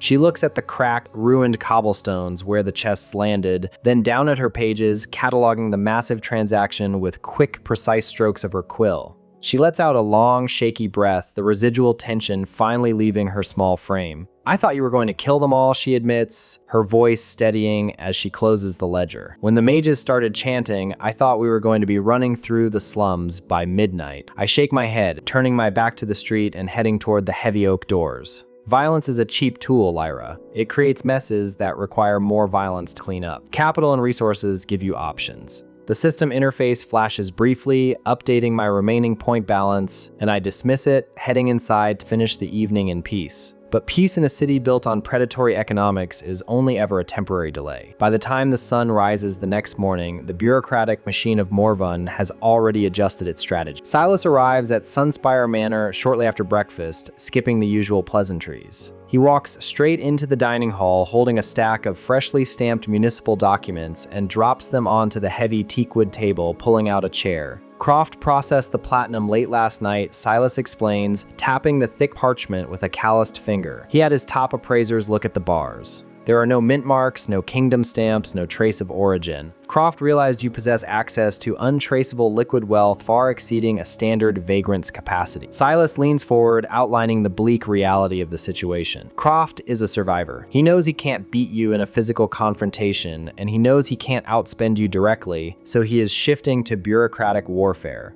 He is cutting off your economic oxygen. Silas slides the top document toward me. "These are district-wide commercial embargo orders. Croft has legally blacklisted you from purchasing any storefronts, hiring union laborers, or registering commercial goods within the borders of the Platinum District." I pick up the embargo document and read through the strict legal parameters. It is a calculated, airtight sanction. Croft is effectively choking our ability to establish any sort of passive income network or legitimate business front in Morvin. Without a legal commercial presence, my wealth is just stagnant metal sitting in an empty house, and Silas cannot use my financial backing to expand his syndicate routes. It is a smart, bloodless move from a magistrate who operates safely behind a desk. What is the direct workaround? I ask, tossing the document back onto the table. Silas rubs his chin, leaning back in his chair as a slight grin forms. The Vermilion Vault. It is an independent subterranean auction house situated in the unregulated lower tier of the city, deep in the slums where Croft's jurisdiction gets incredibly murky. We go down there, we purchase an anonymous proxy merchant license from a disgraced noble or a retiring mercenary company, and we bypass the Platinum District blockade entirely. The strategy is logically sound and avoids drawing municipal attention. I accept the plan immediately. I access the system interface and navigate to the equipment module, spending 5,000 evolution points to materialize 2 high durability woven cloaks. The fabric is dense, dyed a deep charcoal, specifically designed to mask physical features and withstand superficial blade strikes. I hand one over the table to Silas and throw the other over my own shoulders, pulling the deep hood up to conceal my face. We leave the restored luxury of Sunspire Manor and navigate away from the pristine streets of the wealthy district, heading down the steep, winding stone switchbacks toward the sprawling slums of the lower city. The transition between the districts is immediate and jarring. The wide paved roads seamlessly degrade into narrow, muddy alleys choked with the sour smell of cheap fermented ale, rotting garbage, and unwashed bodies. Dilapidated wooden buildings lean against each other like rotting teeth. Unregistered vagrants, starving beggars, and hardened criminals watch us from the damp shadows, their eyes tracking the quality of our boots and the way we carry our weight. I keep my pace steady, projecting enough passive physical confidence to keep the low-level thugs at a distance. We keep moving through the maze of alleys until Silas stops near a bustling corner, gesturing toward a neutral street vendor selling roasted rat meat on wooden skewers over a smoking iron barrel. I approach the vendor, pull 3 copper coins from my pocket, and drop them onto his grimy wooden cart. The vendor doesn't look up from his meat, but his grease-stained hand slides over the coins, making them vanish into his sleeve. The working tannery at the end of the butcher's alley, he mutters, flipping a skewer over the smoking coals.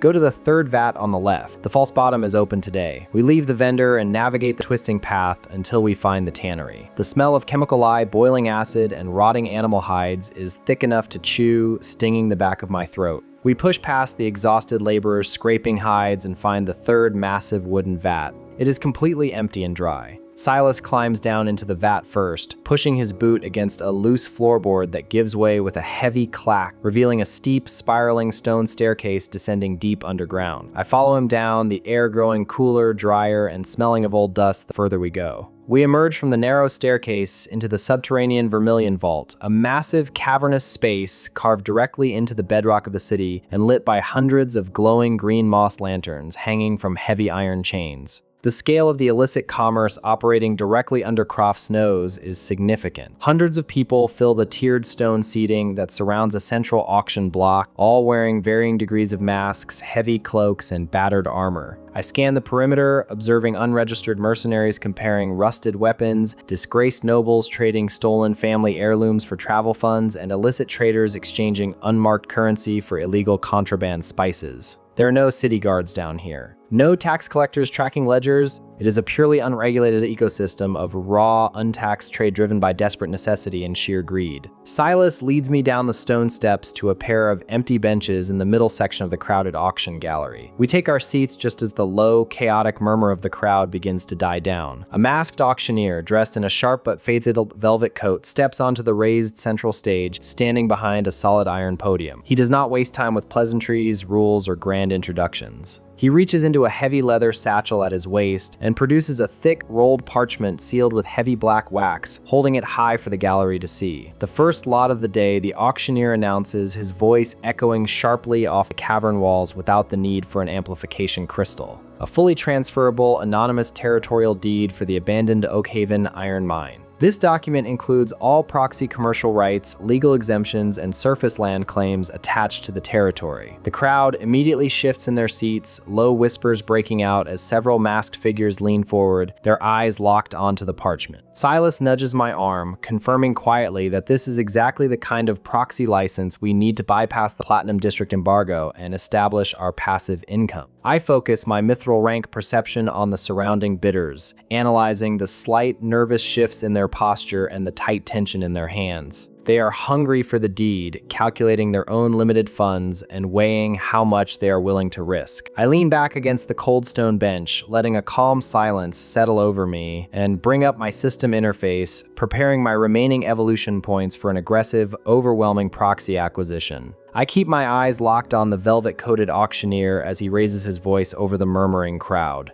The starting bid for the Oakhaven deed and its attached proxy license is set at 50,000 gold coins, he announces, letting the heavy number hang in the damp subterranean air. Before a single paddle can go up, Silas leans in close, his shoulder brushing mine. You see the man in the front row, Silas mutters, nodding subtly toward a heavy-set noble wrapped in a fur-lined coat flanked by 6 armored guards. That is Cale Gentry. He is Magistrate Croft's brother-in-law. Croft uses him as a financial blunt instrument down here in the unregulated sectors, buying up every available industrial lease and proxy license to ensure blacklisted citizens like you cannot find a backdoor back into the Platinum District economy. Gentry already has half the lower city locked down. If he takes this deed, your embargo becomes permanent. I look down at Gentry. The man exudes the lazy confidence of someone playing with house money. He raises his paddle before the auctioneer can even finish asking for an opening bid, officially signaling 50,000. A few other scattered buyers raise their paddles, bumping the price to 55, then 60. Gentry does not even look back at them. He just lazily lifts his paddle again. 70,000, he calls out, his voice thick with unearned arrogance. The scattered bidders immediately drop their paddles, recognizing the financial weight of Croft's proxy. The gallery goes quiet. I do not wait for the auctioneer to start his countdown. I access my system interface, navigating the currency exchange module in a fraction of a second. I spend 500,000 evolution points, bypassing physical manifestation and routing the conversion directly into the spatial storage ring on my right index finger. I feel the cold, heavy weight of 50 dense bags of platinum coins materialize instantly inside the spatial pocket. I raise my numbered paddle high enough for the entire cavern to see. 500,000, I state. I keep my voice flat, letting the sheer absurdity of the number do the heavy lifting. The entire Vermilion vault falls into a dead, suffocating silence. A collective intake of breath ripples through the tiered stone seating as hundreds of masked mercenaries and disgraced nobles turn to stare at the charcoal-cloaked figure sitting in the middle rows. Gentry snaps his neck back to look at me, his lazy confidence shattering instantly. He stares at me like I just insulted his bloodline. 500,000 gold equivalent is enough to buy a minor lordship, not an abandoned iron mine in the slums. Gentry's face flushes a deep, ugly red. He stands up, his heavy fur coat dragging against the stone floor, and snaps his fingers. His 6 armored bodyguards immediately break away from the front row and march up the stone steps, surrounding my bench with their hands resting on the pommels of their swords. "Hold the auction," Gentry shouts, pointing a fat, ring-covered finger directly at my face. This vagrant is trying to stall the market. There is not a single independent operator in this vault carrying 500,000 gold coins in liquid capital. I demand an immediate verification of funds. He is using counterfeit currency to manipulate the bidding. I stay completely still, keeping my hands resting loosely on my knees, running the variables of crushing 6 armored men in a crowded subterranean cavern. The crowd starts whispering aggressively. They think he is bluffing, one mercenary mutters. "You do not just drop 500,000 on a dead mine without checking the structural reports first." Gentry sneers, stepping closer to my bench. "You think you can walk into my territory and outbid the magistrate's blood with empty pockets?" Take his mask off, Gentry orders his men. Let us see which stupid rat decided to play noble today. Before the lead bodyguard can draw his blade, a sharp, metallic clang echoes from the upper balcony. A woman drops down from the shadows, landing heavily on the stone floor between my bench and Gentry's men. She is wearing polished brass armor, her face scarred, and her eyes locked onto Gentry with absolute authority. Silas stiffens next to me. "That is Vesper," he whispers, "the chief overseer of the vault. She enforces the neutrality laws." Vesper rests her hand on a heavy mace hooked to her belt. "You know the rules, Gentry," she says, her voice echoing through the silent cavern. "No blades drawn during an active bid. If you want to challenge his funds, you pay the verification fee. If he has the capital, you forfeit your bidding rights for the rest of the cycle." Gentry scoffs, tossing a heavy pouch of silver at Vesper's boots. "Verify him. When you find out he is carrying copper-painted bright, I want his head mounted on the tannery gates." Vesper ignores the threat, turning her scarred face toward me. I hold out my right hand, activating the spatial ring. With a subtle pulse of mana, I extract one of the heavy bags and drop it directly onto the stone bench. The thick leather splits open from the sheer weight, spilling dozens of perfectly minted, raw platinum coins across the cold stone. Vesper reaches into her brass breastplate and pulls out a thick glass monocle etched with glowing blue mana veins.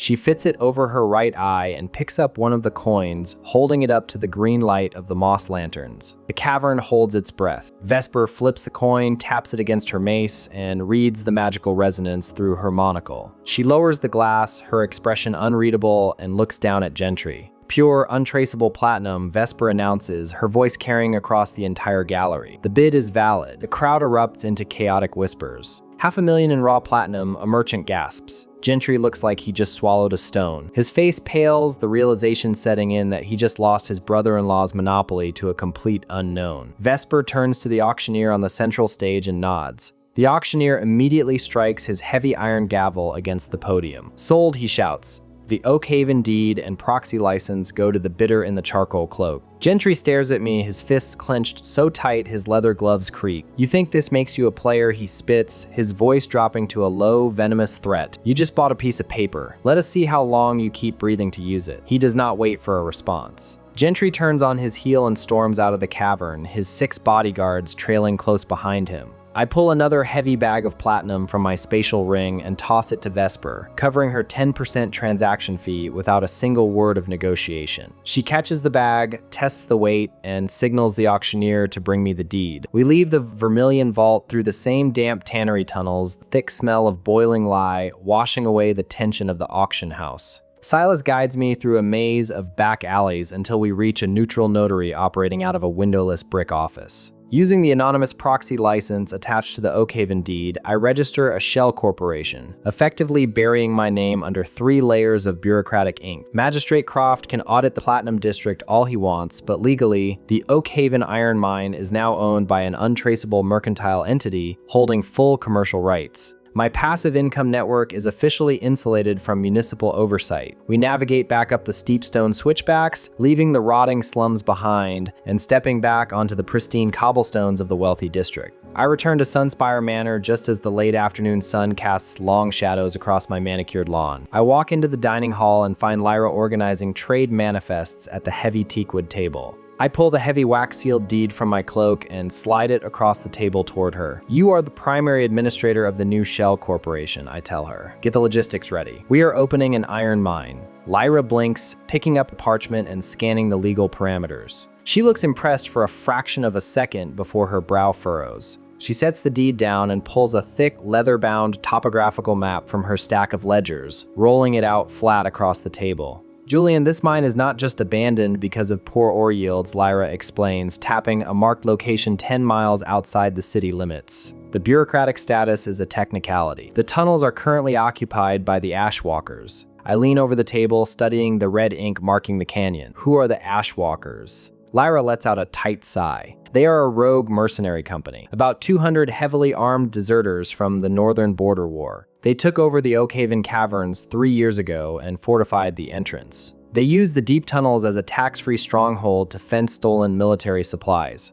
The city guards do not have the manpower or the jurisdiction to dig them out, so Croft just officially classified the land as abandoned to avoid dealing with them. The math is simple and irritating. A piece of paper signed in a subterranean auction house means nothing to 200 heavily armed deserters sitting behind fortified walls. Civil law cannot evict an unregistered military force in the lower district. If I want to secure my supply chain and start pulling iron out of that mountain, I have to perform a physical eviction. I tap the map, calculating the logistical requirements of hauling raw ore out of a hostile canyon. "Order heavy excavation equipment from the syndicate," I tell Lyra, standing up from the table. "Carts, reinforced picks, structural timber, Have it ready for transport by tomorrow morning. Lyra looks up at me, confused. The Ashwalkers will butcher any mining crew we send out there. I adjust my charcoal cloak and turn toward the door. They will not be an issue by tomorrow. I leave the manor grounds alone, passing through the heavy steel perimeter barricades and walking out the main gates of Morvin. The transition from the dense urban infrastructure to the wild, untamed foothills is stark. I walk 10 miles following the degraded dirt trade routes, leaving the shadow of the city walls far behind. The terrain shifts from rolling plains to jagged, rocky canyons, the air growing colder and smelling faintly of sulfur and stale campfire smoke. I do not rush. I use the long walk to calibrate my physical parameters, letting the mithril rank stamina stretch and settle into my muscles. After 2 hours of steady walking, the narrow canyon path opens up into a wide, rocky clearing at the base of the Oakhaven Mountains. I stop at the edge of the tree line and observe the obstacle. Lyra was not exaggerating. The Ashwalkers have built a massive 30-foot wooden palisade directly across the mouth of the mine. The reinforced timber walls are spiked at the top and braced with heavy iron brackets. Along the upper catwalks, dozens of veteran archers patrol with loaded longbows, their eyes scanning the tree line for any sign of municipal patrols. This is a fortress built by men who know exactly how to repel a siege. I access my spatial ring, letting the familiar interface flicker in my peripheral vision. With a thought, I materialize the enchanted heavy axe I confiscated from Varg back crater. The massive weapon drops into my right hand, the dense steel and glowing runic etchings feeling perfectly balanced against my mithril rank strength. I roll my shoulders, stepping out from the cover of the dense pines and walking directly into the open rocky clearing. I do not try to sneak. I do not mask my approach. I walk straight toward the fortified gates, letting my boots crunch loudly against the loose gravel. I spot a thin wire pulled taut across the path, buried under a layer of dust.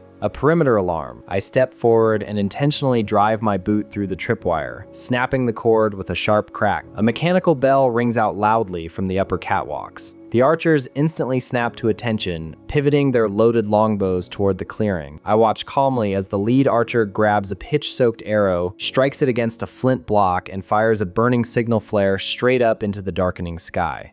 The flare arcs high above the canyon, bathing the rocky clearing in a stark, flickering orange light. It is the only signal they need. I see 40 bows draw back in perfect unison along the wooden palisade. The tension of the bowstrings groans loudly in the quiet canyon air before a synchronized snap echoes off the stone walls. 40 steel-tipped arrows drop from the sky like a localized rainstorm, all converging directly on my position. I raise the heavy enchanted axe I took from Varg. The weapon is massive, but with my mithril rank agility, it feels as light as a willow branch. I do not swing wildly. Pivot on my heel and angle the broad flat of the blade, letting the heavy steel intercept the projectiles. The arrows clatter against the metal, sparking as they deflect harmlessly into the dirt around my boots. A few archers curse from the catwalks, quickly notching a second volley. I decide to save them the effort. I look down at a massive 2-ton canyon boulder resting half buried in the gravel near my feet. I step forward, planting my left foot firm, and drive my right heel directly into the base of the rock. The mithril rank physical output transfers perfectly. The boulder launches forward like a cannonball, tearing through the air and slamming dead center into the reinforced wooden gates. The impact is deafening. The thick timber shatters instantly, sending massive splinters and iron brackets flying into the inner courtyard. The heavy support beams snap, and the entire 30-foot palisade groans before the central section collapses inward, leaving a gaping, dusty hole in their fortress wall. I walk through the settling dust cloud and step over the ruined timber. The inner courtyard is expansive, lined with supply tents and weapon racks. Standing between me and the main mine entrance are 80 heavily armored mercenaries. They look like veterans, their armor scarred and mismatched from years of border skirmishes. For a brief second, I calculate the efficiency of simply flooding the courtyard and drowning them all. Then I remember the logistics Lyra and I discussed. I need laborers to extract the iron ore, and hiring union miners from the city will take weeks of bureaucratic maneuvering. These men are already here, and their current employer is about to be out of the picture. I need them alive. I adjust my grip on the heavy axe, shifting my hands away from the sharpened edge and holding it flat. The front line of mercenaries does not wait. 30 of them charge my position with drawn broadswords and heavy maces, shouting battle cries that bounce off the canyon walls. I step into their formation. I restrict my physical strength to a fraction of its total output, focusing purely on non-lethal blunt force.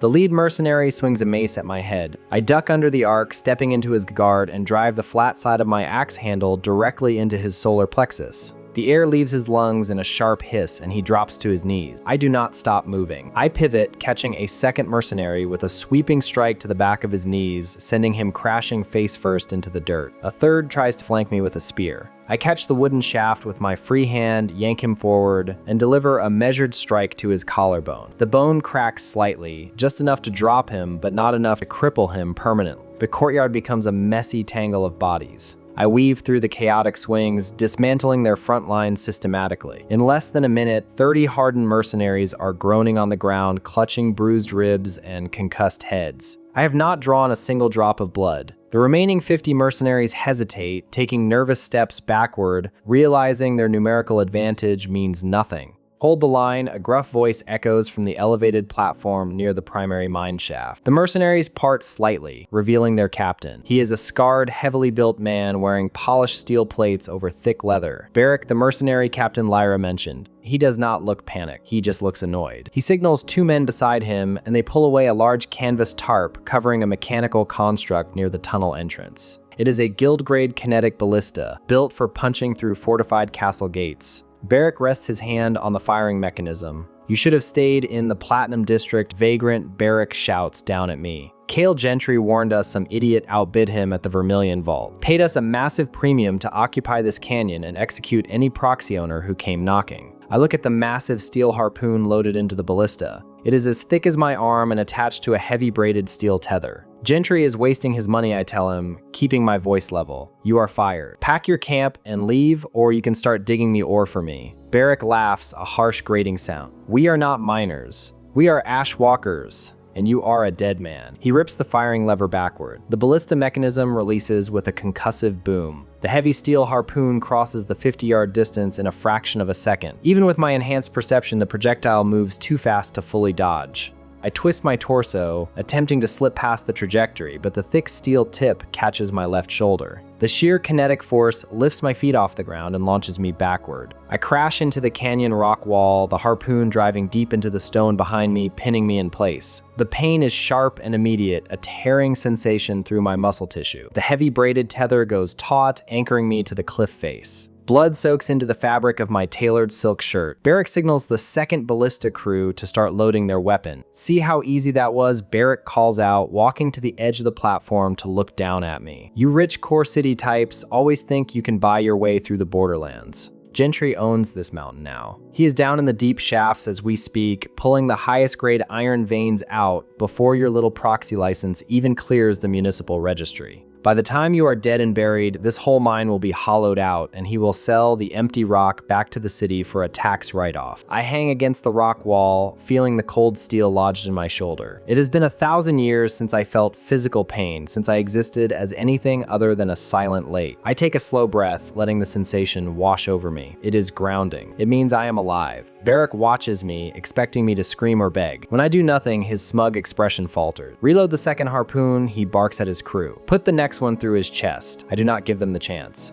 I access my system interface and activate Tier 4 mana nullification. The invisible wave of anti-magic ripples outward, washing over the steel harpoon, pinning me to the wall. The glowing runes etched into the metal instantly dim and die, stripping away the kinetic reinforcement that gives the weapon its structural density. The harpoon is now just ordinary mundane steel. I look down at my left arm. Blood is spilling steadily from the puncture wound, running down my fingers and dripping onto the gravel. It is a waste of fluid. I reach into my innate connection with water, targeting the liquid pooling on my skin and soaking my shirt. I forcefully extract the moisture from my own spilling blood, pulling it outward and condensing the crimson liquid into a razor-thin, high-pressure hydroblade hovering just above my hand. The condensed blood spins like a circular saw, humming with localized hydraulic pressure. I swing my right arm, guiding the blood blade directly into the thick braided steel tether. The high-pressure fluid slices through the thick metal cables seamlessly, snapping the anchor line. I pull the dead steel harpoon out of the rock wall and drop it into the dirt. Accessing my system panel again, I navigate to the biological repair module. I spend 50,000 evolution points without a second thought.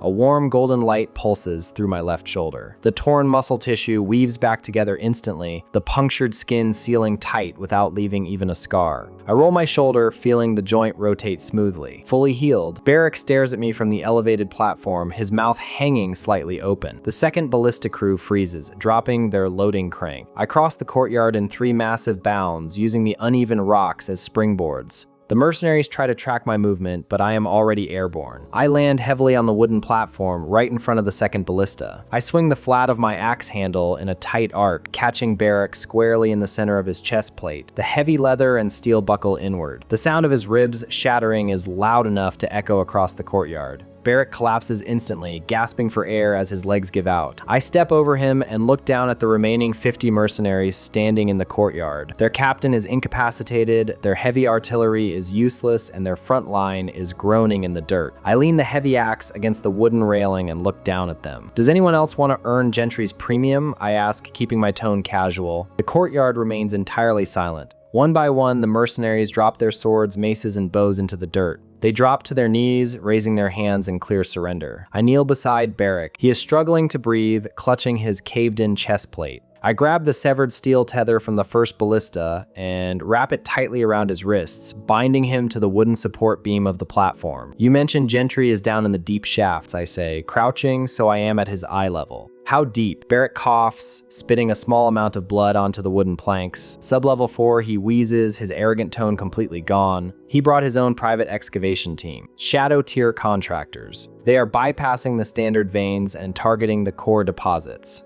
I stand up, leaving him tied to the post. I look at the kneeling mercenaries in the courtyard. Nobody moves until I come back up, I announce to the silent crowd. If I see anyone trying to run, I will assume you no longer want a paying job. I turn away from the sunlight and step into the primary extraction shaft. The air inside the mine is immediately cooler, damp, and heavy with the smell of old iron. I navigate the descending tunnels quickly, using my enhanced perception to map the layout in the dark. The structural supports are old and rotting, the wooden beams sagging under the weight of the mountain above. As I drop lower into the sublevels, a new scent cuts through the damp air. It is sharp and acrid, burning sulfur. I pick up my pace, descending a steep rocky incline that opens into a massive central cavern. This is the primary junction, the main support hub that holds the entire upper mine network stable. I scan the cavern walls and stop. Wrapped around every single massive, load-bearing stone pillar are thick bundles of volatile mining explosives. Heavy canvas sacks packed with black powder and alchemical blasting charges. Snaking across the stone floor are dozens of long fuse lines, all converging on a single ignition point that is currently sparking and burning rapidly toward the pillars.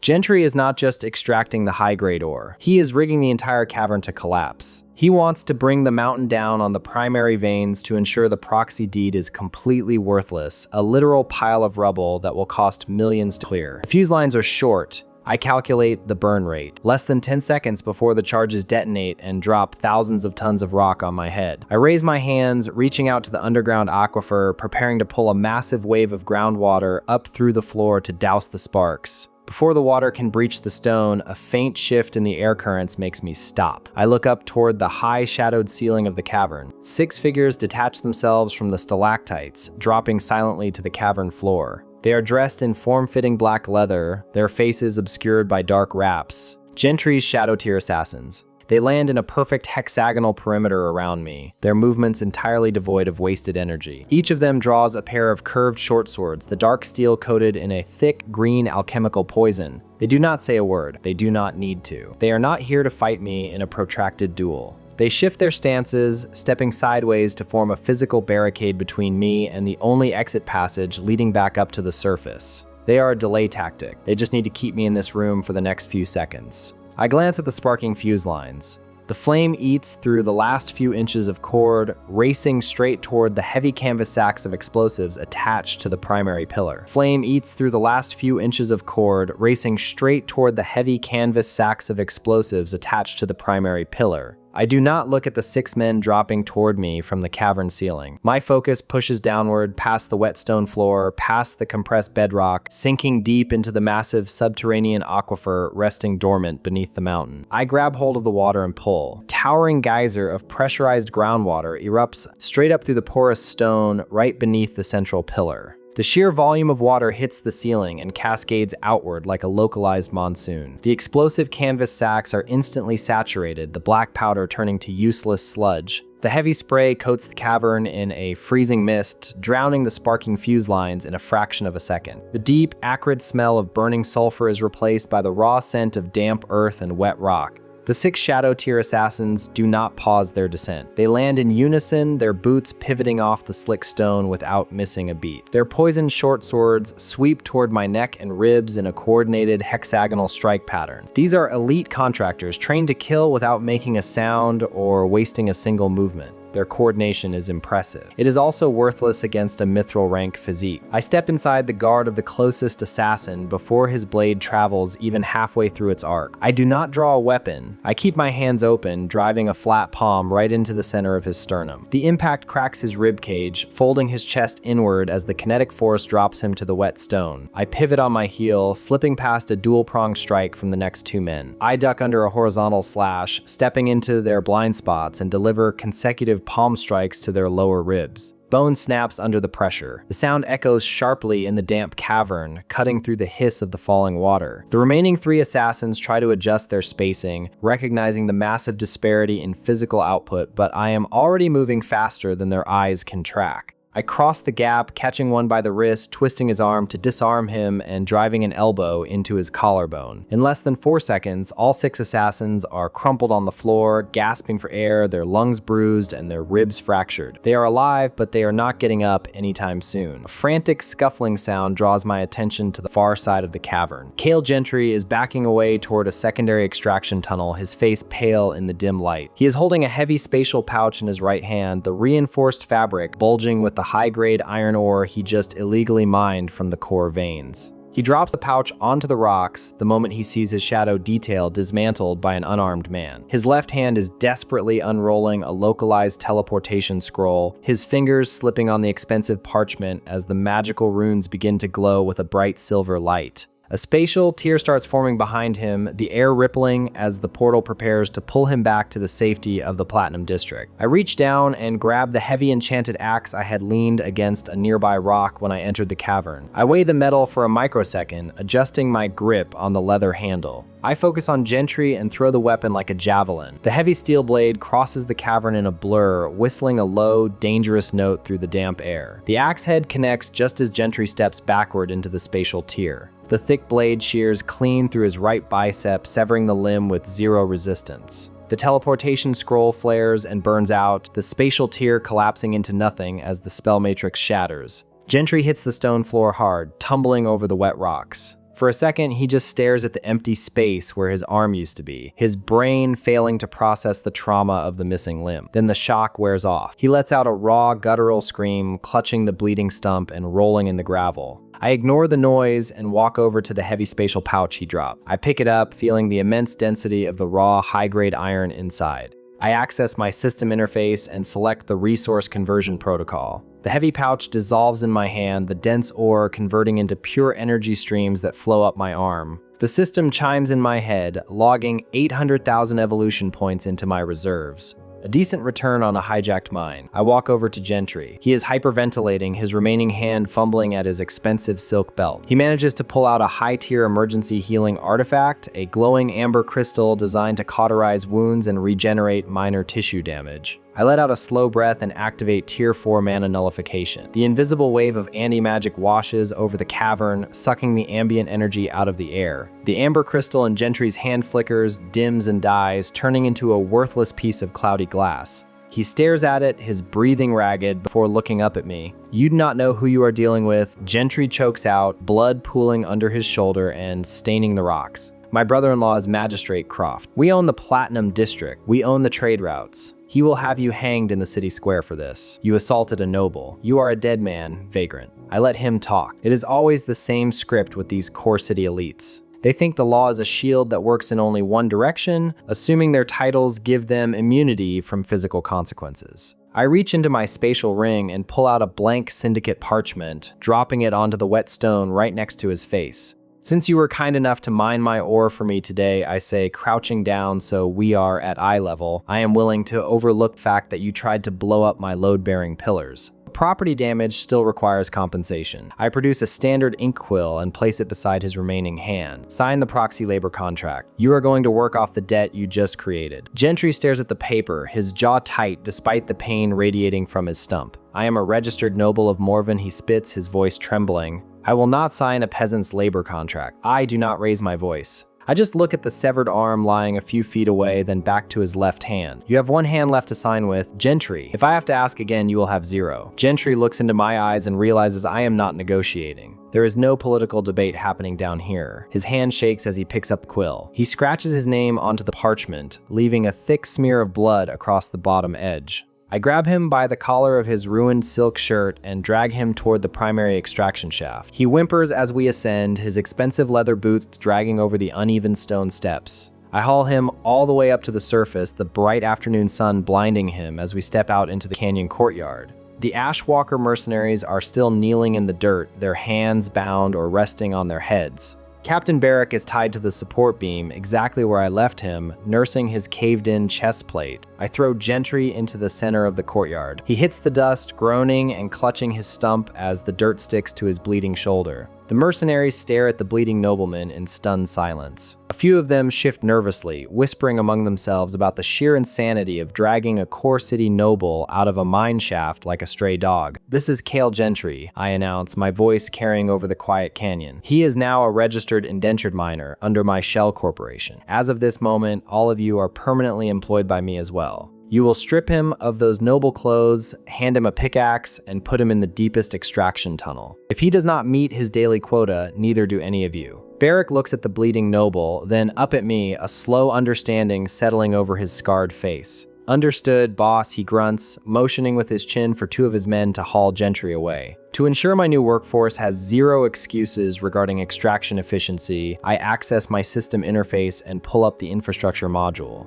I spend 100,000 evolution points targeting the ruined sections of the mine. Deep metallic groans echo from the shafts as industrial-grade hydraulic drills materialize directly into the rock walls, embedding themselves seamlessly into the stone. Reinforced steel scaffolding sprouts from the ground like metallic trees, bracing the sagging tunnels and replacing the rotted wooden beams in a matter of seconds. The shattered wooden palisade at the canyon entrance reshapes into a towering gate of dense iron, locking the facility down. The mercenaries watch the spontaneous construction in mute shock, the reality of my resources cementing their loyalty far better than any threat. 3 hours later, the rhythmic sound of hooves and heavy wooden wheels breaks the quiet of the canyon. Lyra rides at the front of a massive convoy of Oswalt Trade Syndicate transport wagons pulling into the newly reinforced iron gates. She jumps down from the lead wagon, holding her master ledger. She stops in her tracks, taking in the towering steel scaffolding and the organized lines of Ashwalker mercenaries currently hauling carts of fresh iron ore out of the shafts using the new hydraulic lifts.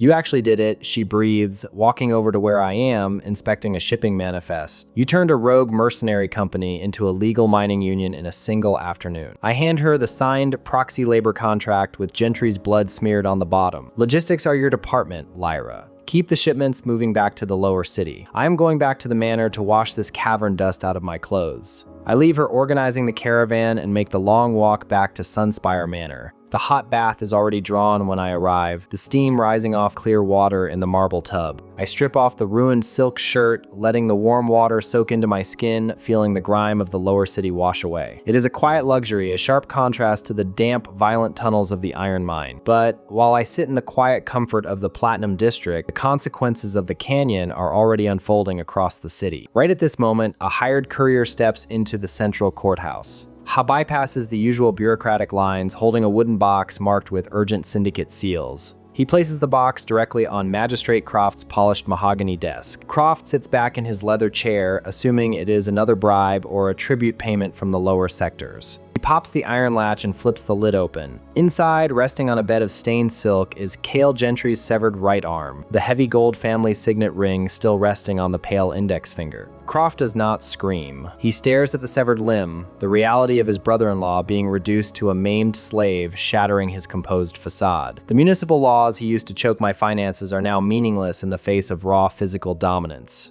Croft sweeps the box off his desk, sending the arm tumbling onto the marble floor. He pulls a hidden drawer open, bypassing every legal ledger and municipal charter he swore to uphold. He retrieves a sealed, black-bound book, the private ledger for the Obsidian Maw, an unregistered, unregulated mercenary guild known exclusively for total slaughter. He dips his pen into the ink, writing out a single, massive bounty. He is not targeting me. He targets the supply line, ordering the Maw to butcher every single Oswalt Trade Syndicate wagon driver and guard before my first shipment of iron ever reaches the gates of Morvin. The heavy wooden wheels of the lead transport wagons grind against the packed dirt of the canyon road, groaning under the immense weight of the raw iron ore. 10 miles outside the Morvin city limits, the trade route cuts through a narrow, rocky ravine lined with dense pine trees. The afternoon sun is just starting to dip below the ridge, casting long shadows across the path. Without a single sound of warning, the packed dirt beneath first two wagons erupts. The buried kinetic mines detonate with a concussive shockwave that rips the reinforced wooden axles to splinters.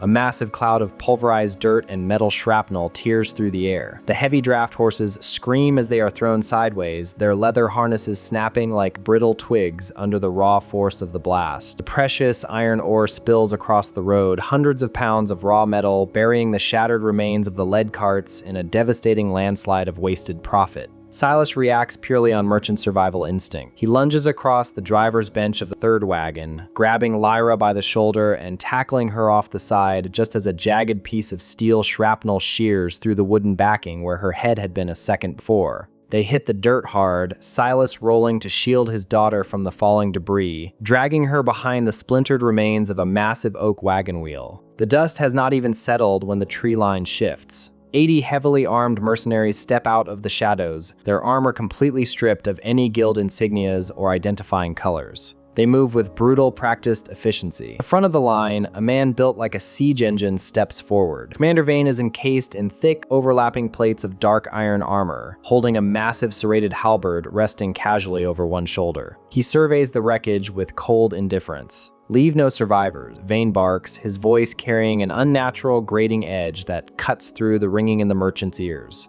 "Butcher the drivers, burn the proxy cargo, and scatter the ashes." Magistrate Croft paid for a total supply blackout. Get to work. 10 miles away, standing on the balcony of Sunspire Manor, the cool evening breeze shifts. My 1,000-year environmental perception maps the atmosphere in real time, constantly reading the subtle changes in the local climate. The rapid evaporation of moisture along the southern trade route registers in my mind like a physical flare. The localized humidity has dropped to 0 in a specific quadrant of the ravine, indicating a massive release of kinetic thermal energy. I do not bother walking downstairs. I vault over the marble railing, dropping 3 stories to the manicured lawn. The moment my boots hit the grass, my mithril rank agility kicks in. The world blurs into streaks of green and gray. I cross the city limits in less than 40 seconds, tearing through the foothills, my boots carving deep trenches into the soil with every step. The 10-mile stretch of rugged terrain vanishes under my stride, the physical friction of the wind barely registering against my reinforced physique. It takes me exactly 2 minutes and 40 seconds to reach the perimeter of the ambush. The smell of burning wood and fresh blood hits my senses first. I decelerate, utilizing the thick pine branches to mask my approach, my eyes scanning the chaotic scene. 5 mercenaries are advancing on the wreckage of the third wagon, leveling loaded heavy crossbows at the splintered oak wheel where Silas is pressing Lyra into the dirt. They are taking their time, savoring the cornered prey, their fingers slowly tightening on the steel triggers.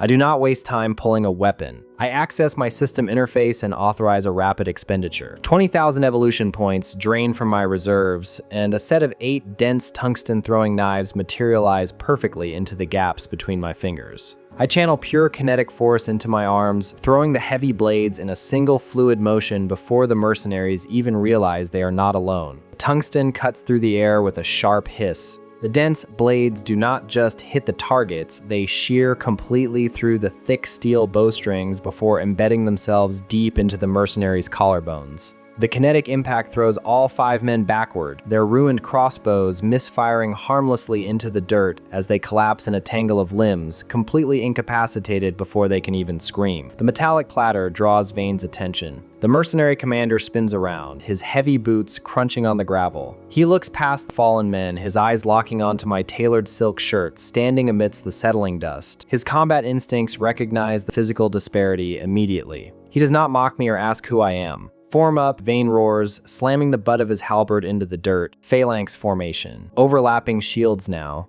The remaining 75 mercenaries abandon the wagons instantly, rushing into a tight, defensive grid. They lock their heavy iron shields together, and the backline spellcasters begin chanting rapidly. A shimmering, semi-transparent Tier 3 wind barrier erupts across the front line, the pressurized air howling as it creates a solid defensive wall designed to deflect standard projectiles and blunt direct physical charges. I stand 20 feet away, assessing the magical shielding. Breaking a concentrated Tier 3 barrier using raw physical force would require a significant expenditure of stamina, and I have no interest in exhausting my reserves on foot soldiers. I extend my perception past their shields, bypassing the wind entirely, and focus on the fundamental composition of their environment. The heavy leather armor they wear is soaked in the sweat of their march. The deep mud beneath their iron-tipped boots is saturated from the morning rain. I reach into that moisture, grasping the microscopic water molecules, and rapidly strip the thermal energy from the localized area. The temperature plummets instantly. The damp mud beneath their feet solidifies into rock-hard permafrost in a fraction of a second, freezing their boots to the earth. The sweat lining the inside of their leather armor crystallizes, turning their flexible protective gear into rigid,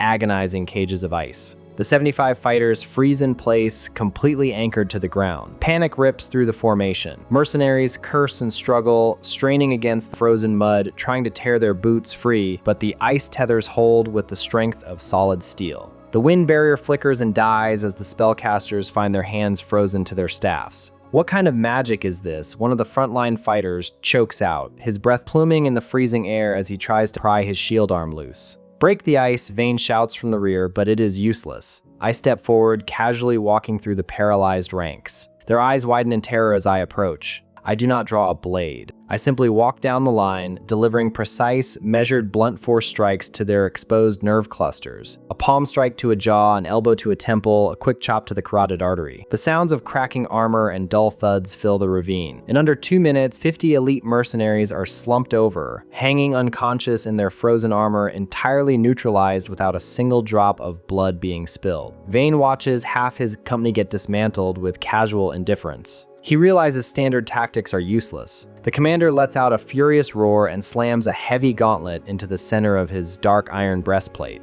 A rare, illegal blood magic artifact embedded in the steel shatters, driving a thick crimson needle directly into his sternum. The dark magic floods his veins, overriding his biological limits. His muscles bulge against his armor, his eyes turning a sickening shade of red as his physical parameters artificially spike to match a mithril rank combatant. He breaks out of the frozen mud through sheer brute force, tearing his boots free, and charges at me with terrifying speed. Die, vagrant, Vane bellows, swinging the massive serrated halberd in a horizontal arc aimed directly at my waist, the blade moving fast enough to split a boulder in half. I do not step back. I do not evade. I stand completely still, watching the halberd close the distance. A split second before the jagged steel makes contact, I activate my Tier 4 mana nullification radius. The invisible wave of anti-magic expands outward, washing over Vane and his armor. The crimson glow in his eyes vanishes. The blood magic artifact embedded in his chest loses its connection to the ambient mana, ripping the artificial strength out of his system in a fraction of a second. The extreme biological shock hits Vane like a physical wall. His momentum collapses, his massive body stumbling forward as his heart stutters, desperately trying to adjust to the massive drop in physical output. The halberd swing loses all its kinetic force, the heavy blade clattering weakly against the dirt near my boots. I step smoothly inside his reach before he can even draw a breath. I grab the thick iron rim of his breastplate with both hands, planting my feet into the soil. Leveraging my unhindered mithril rank strength, I pivot my hips and hurl the heavily armored commander through the air. Vane flies 40 feet backward, crashing hard into the jagged rock face of the canyon wall. The sickening crunch of fracturing ribs echoes through the ravine as he collapses into a heap of dented iron and groaning pain, severely wounded and unable to rise. The remaining 20 conscious mercenaries, the ones still trapped in the ice, witness their magically enhanced commander get tossed like a discarded toy.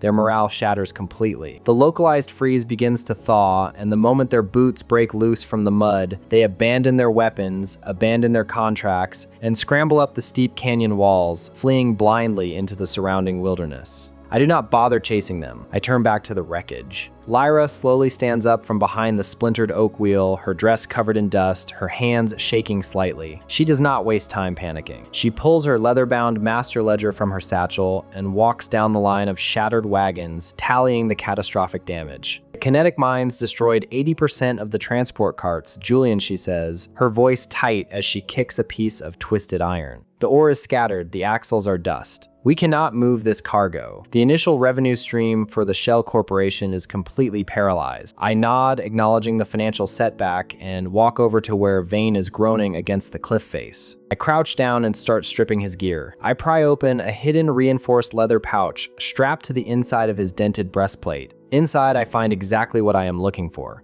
A heavy parchment, black market, promissory note outlining the payment for the ambush, stamped clearly at the bottom with Magistrate Croft's official municipal wax seal. It is undeniable physical proof of the magistrate utilizing illegal proxy warfare to bypass the city's civil laws. I stand up and walk back to Silas, handing the heavy parchment to the older merchant. Take this, I tell him, my voice steady. Croft is losing his grip on the legal system, which means he is going to keep using unregulated guilds to handle his dirty work. You two are civilian targets. Get Lyra out of this canyon and escort her directly to the Platinum District's neutral zone. Do not stop for anything. You have diplomatic immunity inside the upper tier, and Croft cannot risk a public assassination there. Go. Now. Silas takes the parchment, his expression grim, and nods. He grabs Lyra by the arm, dragging her toward the only surviving wagon at the back of the convoy. I watch them ride off, waiting until the sound of the horses fades into the distance, ensuring my allies are isolated from the violence that is about to follow. I turn back to Commander Vane. He is barely conscious, his breathing shallow from the fractured ribs, his eyes rolling back in his head. I need him alert. I walk over, grab him by the throat, and utilize a subtle application of my fluid manipulation. I target the blood flowing through his carotid artery, manually forcing a high-pressure rush of oxygenated blood directly into his brain. Vane's eyes snap open, wide and bloodshot, as he sharply gasps for air, the forced revival sending a spike of agonizing clarity through his nervous system. I drag his heavy frame over to the shattered remains of the lead transport wagon and bind his wrists and ankles tightly to a surviving iron-rimmed oak wheel using a length of steel chain. Vane spits a mouthful of blood onto my boots, his face twisted in a defiant sneer. You think you won, vagrant, he wheezes, coughing up more blood. The Obsidian Maw never abandons a contract. We have hundreds of brothers. We will burn your manor to the ground. We will skin that little ledger girl alive. I look down at the blood on my boots, feeling the 1,000 years of cold, absolute patience settling over my mind. He is trying to provoke a quick death, hoping my anger overrides my logic. I access my system interface, pulling up the tactical utility module. I spend 40,000 evolution points without a second thought. The air around the wagon wheel warps. A localized sensory deprivation field materializes, enclosing Vane in a sphere of absolute, crushing silence and blinding darkness. It strips away his sight, his hearing, his sense of smell, leaving only the agonizing pain of his broken ribs and the terrifying isolation of his own mind. I step slightly into the edge of the field, just enough to let my voice resonate strictly within his skull. We are going to have a very long, very quiet conversation, Commander, I say smoothly, tracing a finger along the edge of a tungsten throwing knife, and you are going to give me the exact geographic coordinates of the Obsidian Maw headquarters. The absolute silence of the sensory deprivation field swallows my words the moment they leave my lips. Sitting on the edge of the splintered wagon wheel, I watch Commander Vane strain against the heavy steel chains binding him to the wood. He thrashes for the first 60 seconds. He spits, he curses, he tries to leverage his massive frame against the restraints, believing his physical strength can break the psychological isolation. It cannot. Without sight, without sound, without the basic sensory feedback of the air moving across his skin, his mind is trapped in a void. 1,000 years of existing as an immobile body of water taught me the exact nature of isolation. The human brain is not built to handle it. 2 minutes pass, and his erratic thrashing degrades into a frantic, disjointed twitching. By the 3rd minute, his chest is heaving as sheer panic sets in, his broken ribs grinding together with every desperate breath. Keeping my eyes on the system timer in my peripheral vision, I track the exact seconds. Exactly 4 minutes and 12 seconds after I activated the field, Vane stops fighting. His massive head slumps forward, his jaw going slack as a deep primal whimper escapes his throat. Reaching out, I tap the side of the field, dropping the suppression just enough to let him hear his own voice. Cragtooth Ravine, he chokes out, the words tumbling from his mouth in a wet, desperate gasp. The old fortress built into the eastern ridge, it is all there, just let me out of the dark. The psychological collapse is absolute. He has no loyalty left to his guild, only the desperate need for sensory input. I deactivate the field entirely. The rush of wind and the distant sounds of the canyon hit him like a physical blow. He blinks rapidly, staring up at me with wide, bloodshot eyes, expecting me to honor some unspoken mercenary code now that he surrendered the intel. Negotiating with loose ends is a tactical error I cannot afford. Stepping forward, I deliver a precise, measured strike to his cervical vertebrae with the edge of my palm. The bone snaps with a dull crack, severing the spinal cord before his nervous system can register the impact. Vane slumps against the chains, dead on the spot, leaving him alive to transmit an early warning through some delayed communication artifact would compromise the entire operation. Turning from the wreckage, I face the eastern ridge. 20 miles of rugged, unbroken wilderness stretch between my current position and the Cragtooth Ravine. I flex my shoulders, adjusting the tailored silk shirt beneath my travel cloak, and step into a full sprint. My mithril rank agility turns the dense pine forest into a blur of gray and green. I clear fallen logs in single bounds and scale steep rocky inclines without breaking my stride. For a normal human, traversing this terrain would require a full day of forced marching and heavy supplies. My reinforced physique does not even register the exertion. My heart rate remains steady, my breathing even. I cover the 20-mile distance in under 50 minutes, slowing my pace only as the tree line breaks and the massive geological scar of the Cragtooth Ravine opens up below. Crouching behind a cluster of dense ferns at the edge of the cliff, I look down into the gorge. The Obsidian Maw headquarters is not just a temporary camp, it is a fully integrated military stronghold carved directly into the sheer canyon wall. Thick iron gates block the main approach, and the upper battlements are lined with heavy repeating ballistas manned by armed spotters. But the physical defenses are secondary. A continuous shimmering dome of purple energy encapsulates the entire structure. I focus my perception on the barrier, recognizing the dense mana weave. It is a Tier 4 anti-magic ward, designed to vaporize any unauthorized magical or physical intrusion on contact. Following the energy lines of the ward down to the central courtyard, I locate the power source. 4 massive reptilian beasts with scales the color of rusted iron are chained to the primary support pillars. Wyvern-class mana beasts. The Mercenary Guild is bleeding the latent mana directly from the captive apex predators to fuel the shield, keeping them starved and bound with thick steel collars. A frontal assault would require breaking the ward, an act that would trigger the alarm network and bring the entire mercenary population down on me before I reach the gates. I need to bypass the perimeter. Closing my eyes, I expand my 1,000-year environmental perception, sinking my awareness past the stone and dirt, feeling for the natural flow of moisture. Deep beneath the fortress, running directly under the canyon floor, I detect a steady, high-pressure current of cold groundwater. Sliding down the steep embankment, I stick to the shadows of the boulders until I reach the base of the canyon wall. A heavy iron drainage grate sits half-submerged in a stagnant pool of runoff, thick with algae and rust. This is their water supply network, drawing directly from the underground aquifer to bypass external siege tactics. The bars are thick, but the constant moisture eating at the iron over decades makes it brittle. Gripping the center bars, I channel kinetic force into my forearms and bend the iron just enough to slip my shoulders through the gap. I dive into the dark water. The temperature is freezing, a sharp shock to a normal system, but I ignore the cold. The passage is fully submerged, a claustrophobic tunnel of slick stone that winds deep under the fortress walls. Standard infiltration would drown a man in minutes. I do not even attempt to hold my breath. Manipulating the dense water flowing over my face, I separate the dissolved oxygen molecules from the liquid and force them in a continuous stream into my lungs. The sensation is unnatural for a human body, feeling a cold rush of air pulled straight from the current, but it is highly efficient. Swimming through the lightless network for several minutes, I navigate by the subtle shifts in the current until the tunnel slopes sharply upward. Breaking the surface, I pull myself out of a deep stone basin and step onto the damp floor of the lower dungeon holding cells. The room is lit by a single sputtering torch mounted on the wall. 4 beast wardens in heavy leather aprons are sitting around a wooden table in the corner, playing a hand of worn cards and drinking cheap ale from wooden tankards. They do not hear the water dripping from my cloak. Crossing the damp stone floor in 3 silent strides, I reach the table before the first warden can even look up from his cards. I drive a kinetic palm strike into his temple, shattering the bone and dropping him to the floor. The second man opens his mouth to shout, but I pivot and crush his larynx with a backhand blow, silencing him instantly. The remaining 2 scramble backward, reaching for the short swords strapped to their belts.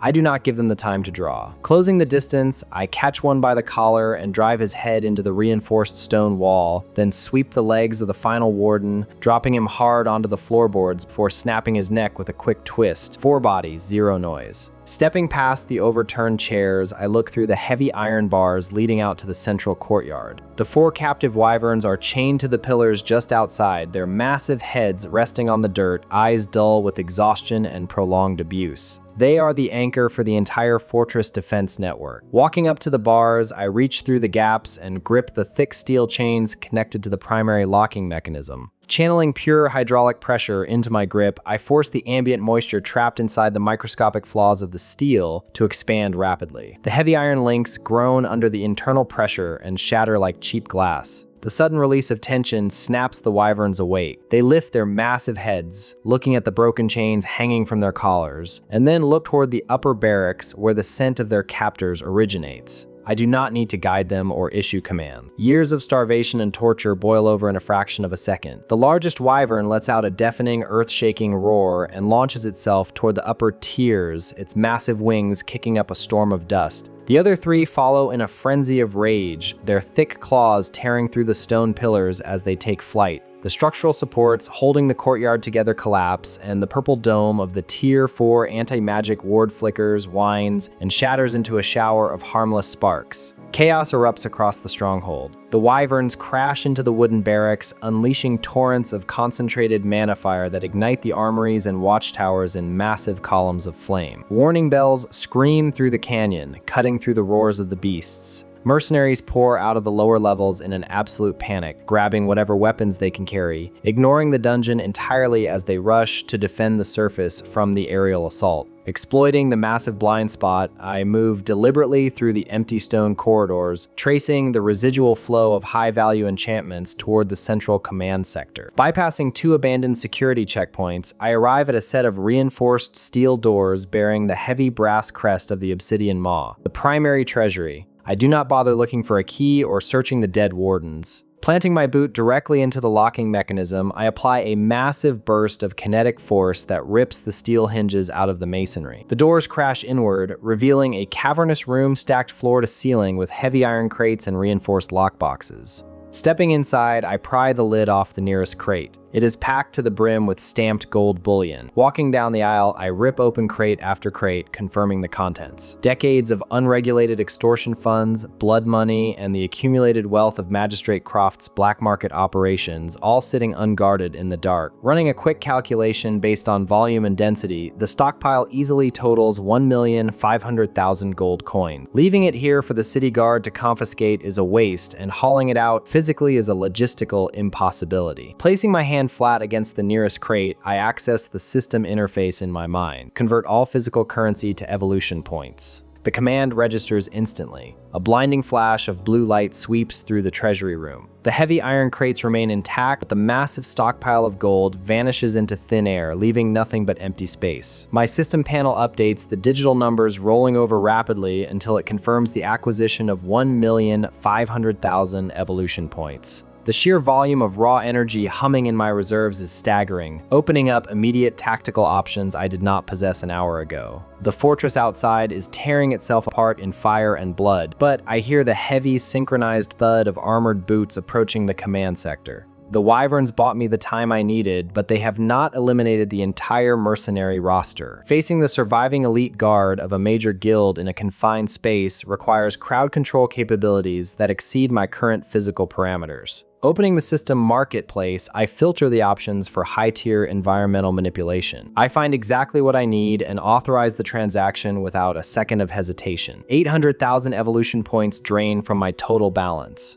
The system chimes, confirming the unlock of Tier 5 aquatic domain. The knowledge and physical adaptation flood my neural pathways, expanding my control over liquid matter from simple targeted manipulation to absolute localized dominion over the environment. Testing the sensation, I feel the latent moisture in the stone walls bending to my exact will, waiting for a trigger. I do not have to wait long to use it. The shattered steel doors of the treasury are kicked aside, and Guildmaster Kale marches into the room. He is a massive man wearing scorched runic armor, his face twisted in fury, clutching a heavy serrated broadsword. Flanking him are 80 elite mercenaries, their armor battered but intact, fanning out in a tight perimeter to physically block the only exit. Every single one of them raises a loaded repeating crossbow, leveling the steel bolts directly at my chest. Kale looks at the open, empty crates, his eyes widening in sheer disbelief before locking onto me. "Where is the gold? You piece of trash," Kale spits, his voice echoing off the stone walls as he grips his sword tighter. "You think you can walk into my stronghold, sabotage my wards, and steal from Magistrate Croft? I will strip the flesh from your bones and find wherever you buried it." Negotiating with a dead man is a waste of breath. I simply look at the 80 loaded crossbows aimed at my heart and let out a slow, measured breath. I activate the Tier 5 aquatic domain. The atmospheric moisture inside the confined stone room responds instantly. The air grows thick, heavy, and suffocating as the ambient water vapor rapidly condenses and thickens. Deep blue, high-pressure rings of spinning water materialize out of thin air, locking themselves around my forearms like liquid gauntlets. The sheer rotational force of the water creates a high-pitched hum that drowns out the crackling fires outside. Kale realizes his numerical advantage means nothing against a domain expansion. "Fire," Kale screams, dropping his hand in a desperate command. "Kill him now." Stepping directly into the firing line, I raise my arms. Thanks for watching part 1. For anyone who wants to hear the full story, we've already posted the next part on our Patreon. We create these stories ourselves, so you won't find them anywhere else on the internet except for our Patreon. If you'd like to support our channel and get exclusive access to fresh content, make sure to check out the link in the description below. The first 20 people to sign up using the link in this video will get a special, reduced price. Subscribe to our channel so you never miss any new thrilling stories. See you in the next one.